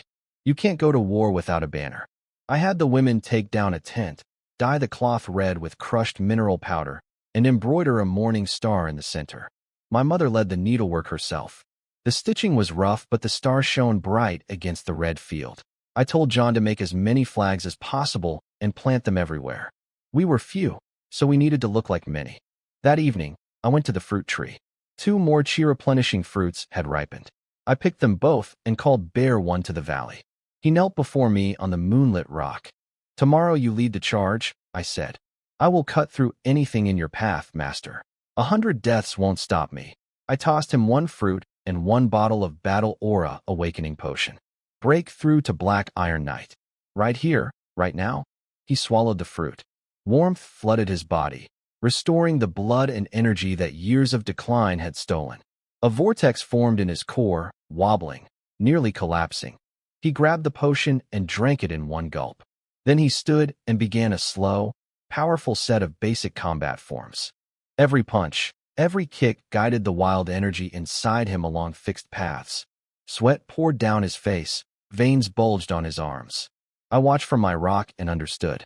His method was different from mine, no written technique, just a body training system passed down in military ranks. Cruder than the noble version, slower, harder. But it worked. With a final punch, his whole body shuddered. The vortex in his core stabilized. He looked up at me with tears streaming down his face. Master, I did it. I'm a Black Iron Knight, I nodded. Go get used to your new strength. We fight tomorrow, he bowed, ran off into the darkness, and I could hear him shouting with joy. The other bear knights crowded around him, cheering. I sat on the rock, turning the last fruit over in my hand under the moonlight. Then I put it away and smiled. Tomorrow, we march. At dawn, I checked the intelligence one last time before we sailed. The orc tribe that had moved into Black Pine territory numbered 87. 35 fighters would leave around 10 this morning to join the main battle at Hope Plains. That left about 50, mostly old ones, women, and children. 20 elderly orcs guarded 400 human slaves scattered across the territory. 30 cutting grass near the hill pasture, 200 chopping wood around town, the rest doing labor elsewhere. And there was a prize, a captured Gale wolf, a magical beast, pregnant and about to give birth. If I could take it alive and bind its pups with my soldiers through soul blood, I could eventually build wolf cavalry. I also learned about the iron dragon flesh from the mine. I found it among my men had stacked. A chunk of dark red metal with a texture like muscle fiber, edges torn and ragged. It looked exactly like a piece of raw meat made of iron. I placed it in my soul weapons crafting layer, where the yin-yang energy could slowly work on it. I loaded the ship with supplies and gave orders. Bear 5 stayed behind to guard the island and tend the eagle chicks. Bear 1 and Bear 2 took 20 soldiers as the advance force, land first, scout, and strike. Bear 3 stayed with me and 10 soldiers as the main body. Bear 4 would follow with 30 men handling supplies. We sailed for the mainland. By 2 in the afternoon, Bear 1 and Bear 2 had reached the tree line outside Black Pine Town. They watched 200 slaves working under the whips of orc guards, beaten, starving, moving like the living dead. 3 orcs were sleeping under a tree at the edge of town. Bear 1 and Bear 2 crept to within 10 paces and attacked simultaneously. 3 orcs dead in 3 heartbeats, stabbed, beheaded, throat cut. Not a sound. They sent soldiers to quietly pull slaves into the forest while they pushed deeper into town, picking off guards one by one. 7 more orcs killed silently. Then they moved on the castle. The gate was wide open. Orc women were hanging laundry in the courtyard, orc children running around playing. An old orc stepped out and raised a whip at the approaching group of slaves. Bear 1's sword went through its chest. Kill! The soldiers swarmed in. The fight lasted less than 15 minutes. Every orc that resisted was cut down. The rest, women and children, were tied up. By the time I rode through the gate, it was over. Bear 1 knelt before me. Behind him, over 300 freed slaves knelt too, not knowing what else to do.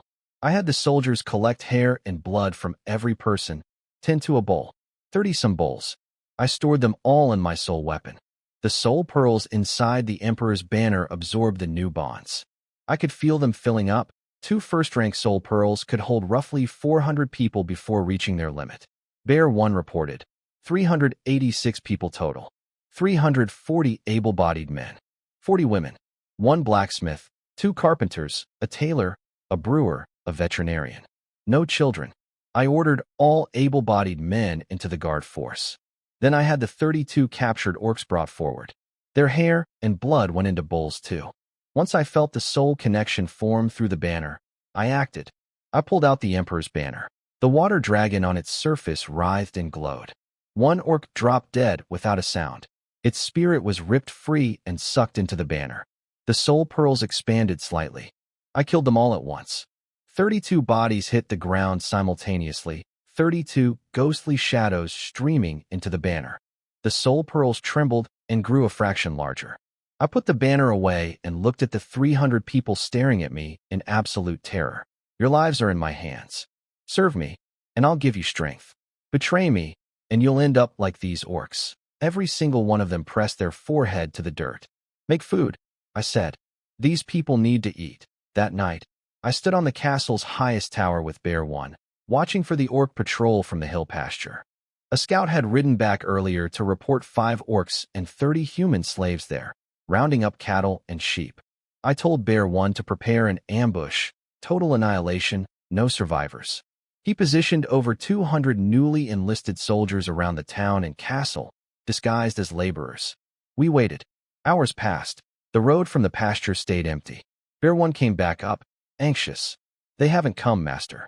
"Do you think they spotted something?" I told him no, probably just an unexpected delay. "Set up a night watch and wait until morning." But standing alone on that tower, staring into the dark, I felt something I'd never felt before. Uncertainty. Since the system activated, I'd always known what was coming. The intelligence told me everything. Who, when, where. For the first time, it hadn't predicted this change, and I was blind. I didn't like it at all.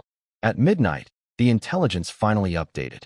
First, an orc collection squad from the tribe occupying the valley territory had arrived at the hill pasture, demanding cattle, sheep, and slaves as tribute. The 5 orcs guarding the pasture didn't have authority to decide, so they'd invited the collectors to stay overnight. This morning, 8 orcs total would come to the castle to negotiate terms with the old tribe leader, who was now dead, though they didn't know that. 3 of the collectors were young, battle-ready warriors. Second, the Valley Orc tribe was large, 3,000 orcs, 2,000 human slaves. Over 1,000 of their fighters had already gone to the front lines, but they still had about 1,000 capable warriors at home. Third, the same tribe was planning to send 500 orcs and 1,000 slave soldiers to attack Black Mountain Baron, who was still holding out behind his castle walls. The attack was scheduled for 3 days from now. I exhaled slowly. Not as bad as I'd feared. The next morning, I had the soldiers pretend to be rebuilding the town as usual. Then I took the blacksmith, the carpenters, and a few former apprentices to Horg's old shop. Half of it had burned, but the forge and tools still worked. I told them to start making spears, 1 for every soldier. The blacksmith said he could do 300 in about 2 weeks. I gave him 3 days. He swore to work without sleep. While they were setting up, a burst of fighting erupted from the west side of town. It lasted only a few seconds, then silence. The craftsmen went pale. I waved them off. "Don't worry. Those orcs are already dead." But I felt a soul slip through the banner's connection into one of the soul pearls. One of my people had died in the fight. Bear 1 came running, covered in blood. 8 orcs had come, the 5 from the pasture plus 3 collectors. All dead, but we'd lost 1 man and had 5 wounded. One of the orc collectors had been surprisingly strong. I told him to give the dead man a proper burial and compensate his family if he had won. Treat the wounded well. Then I gave him the next order. Bring everyone and everything from the hill pasture back to town. Get these new soldiers fed, rested, and trained in basic formation fighting as fast as possible. "In a few days," I said, "we're going to the valley territory." "Yes, Master." He turned and ran to make it happen.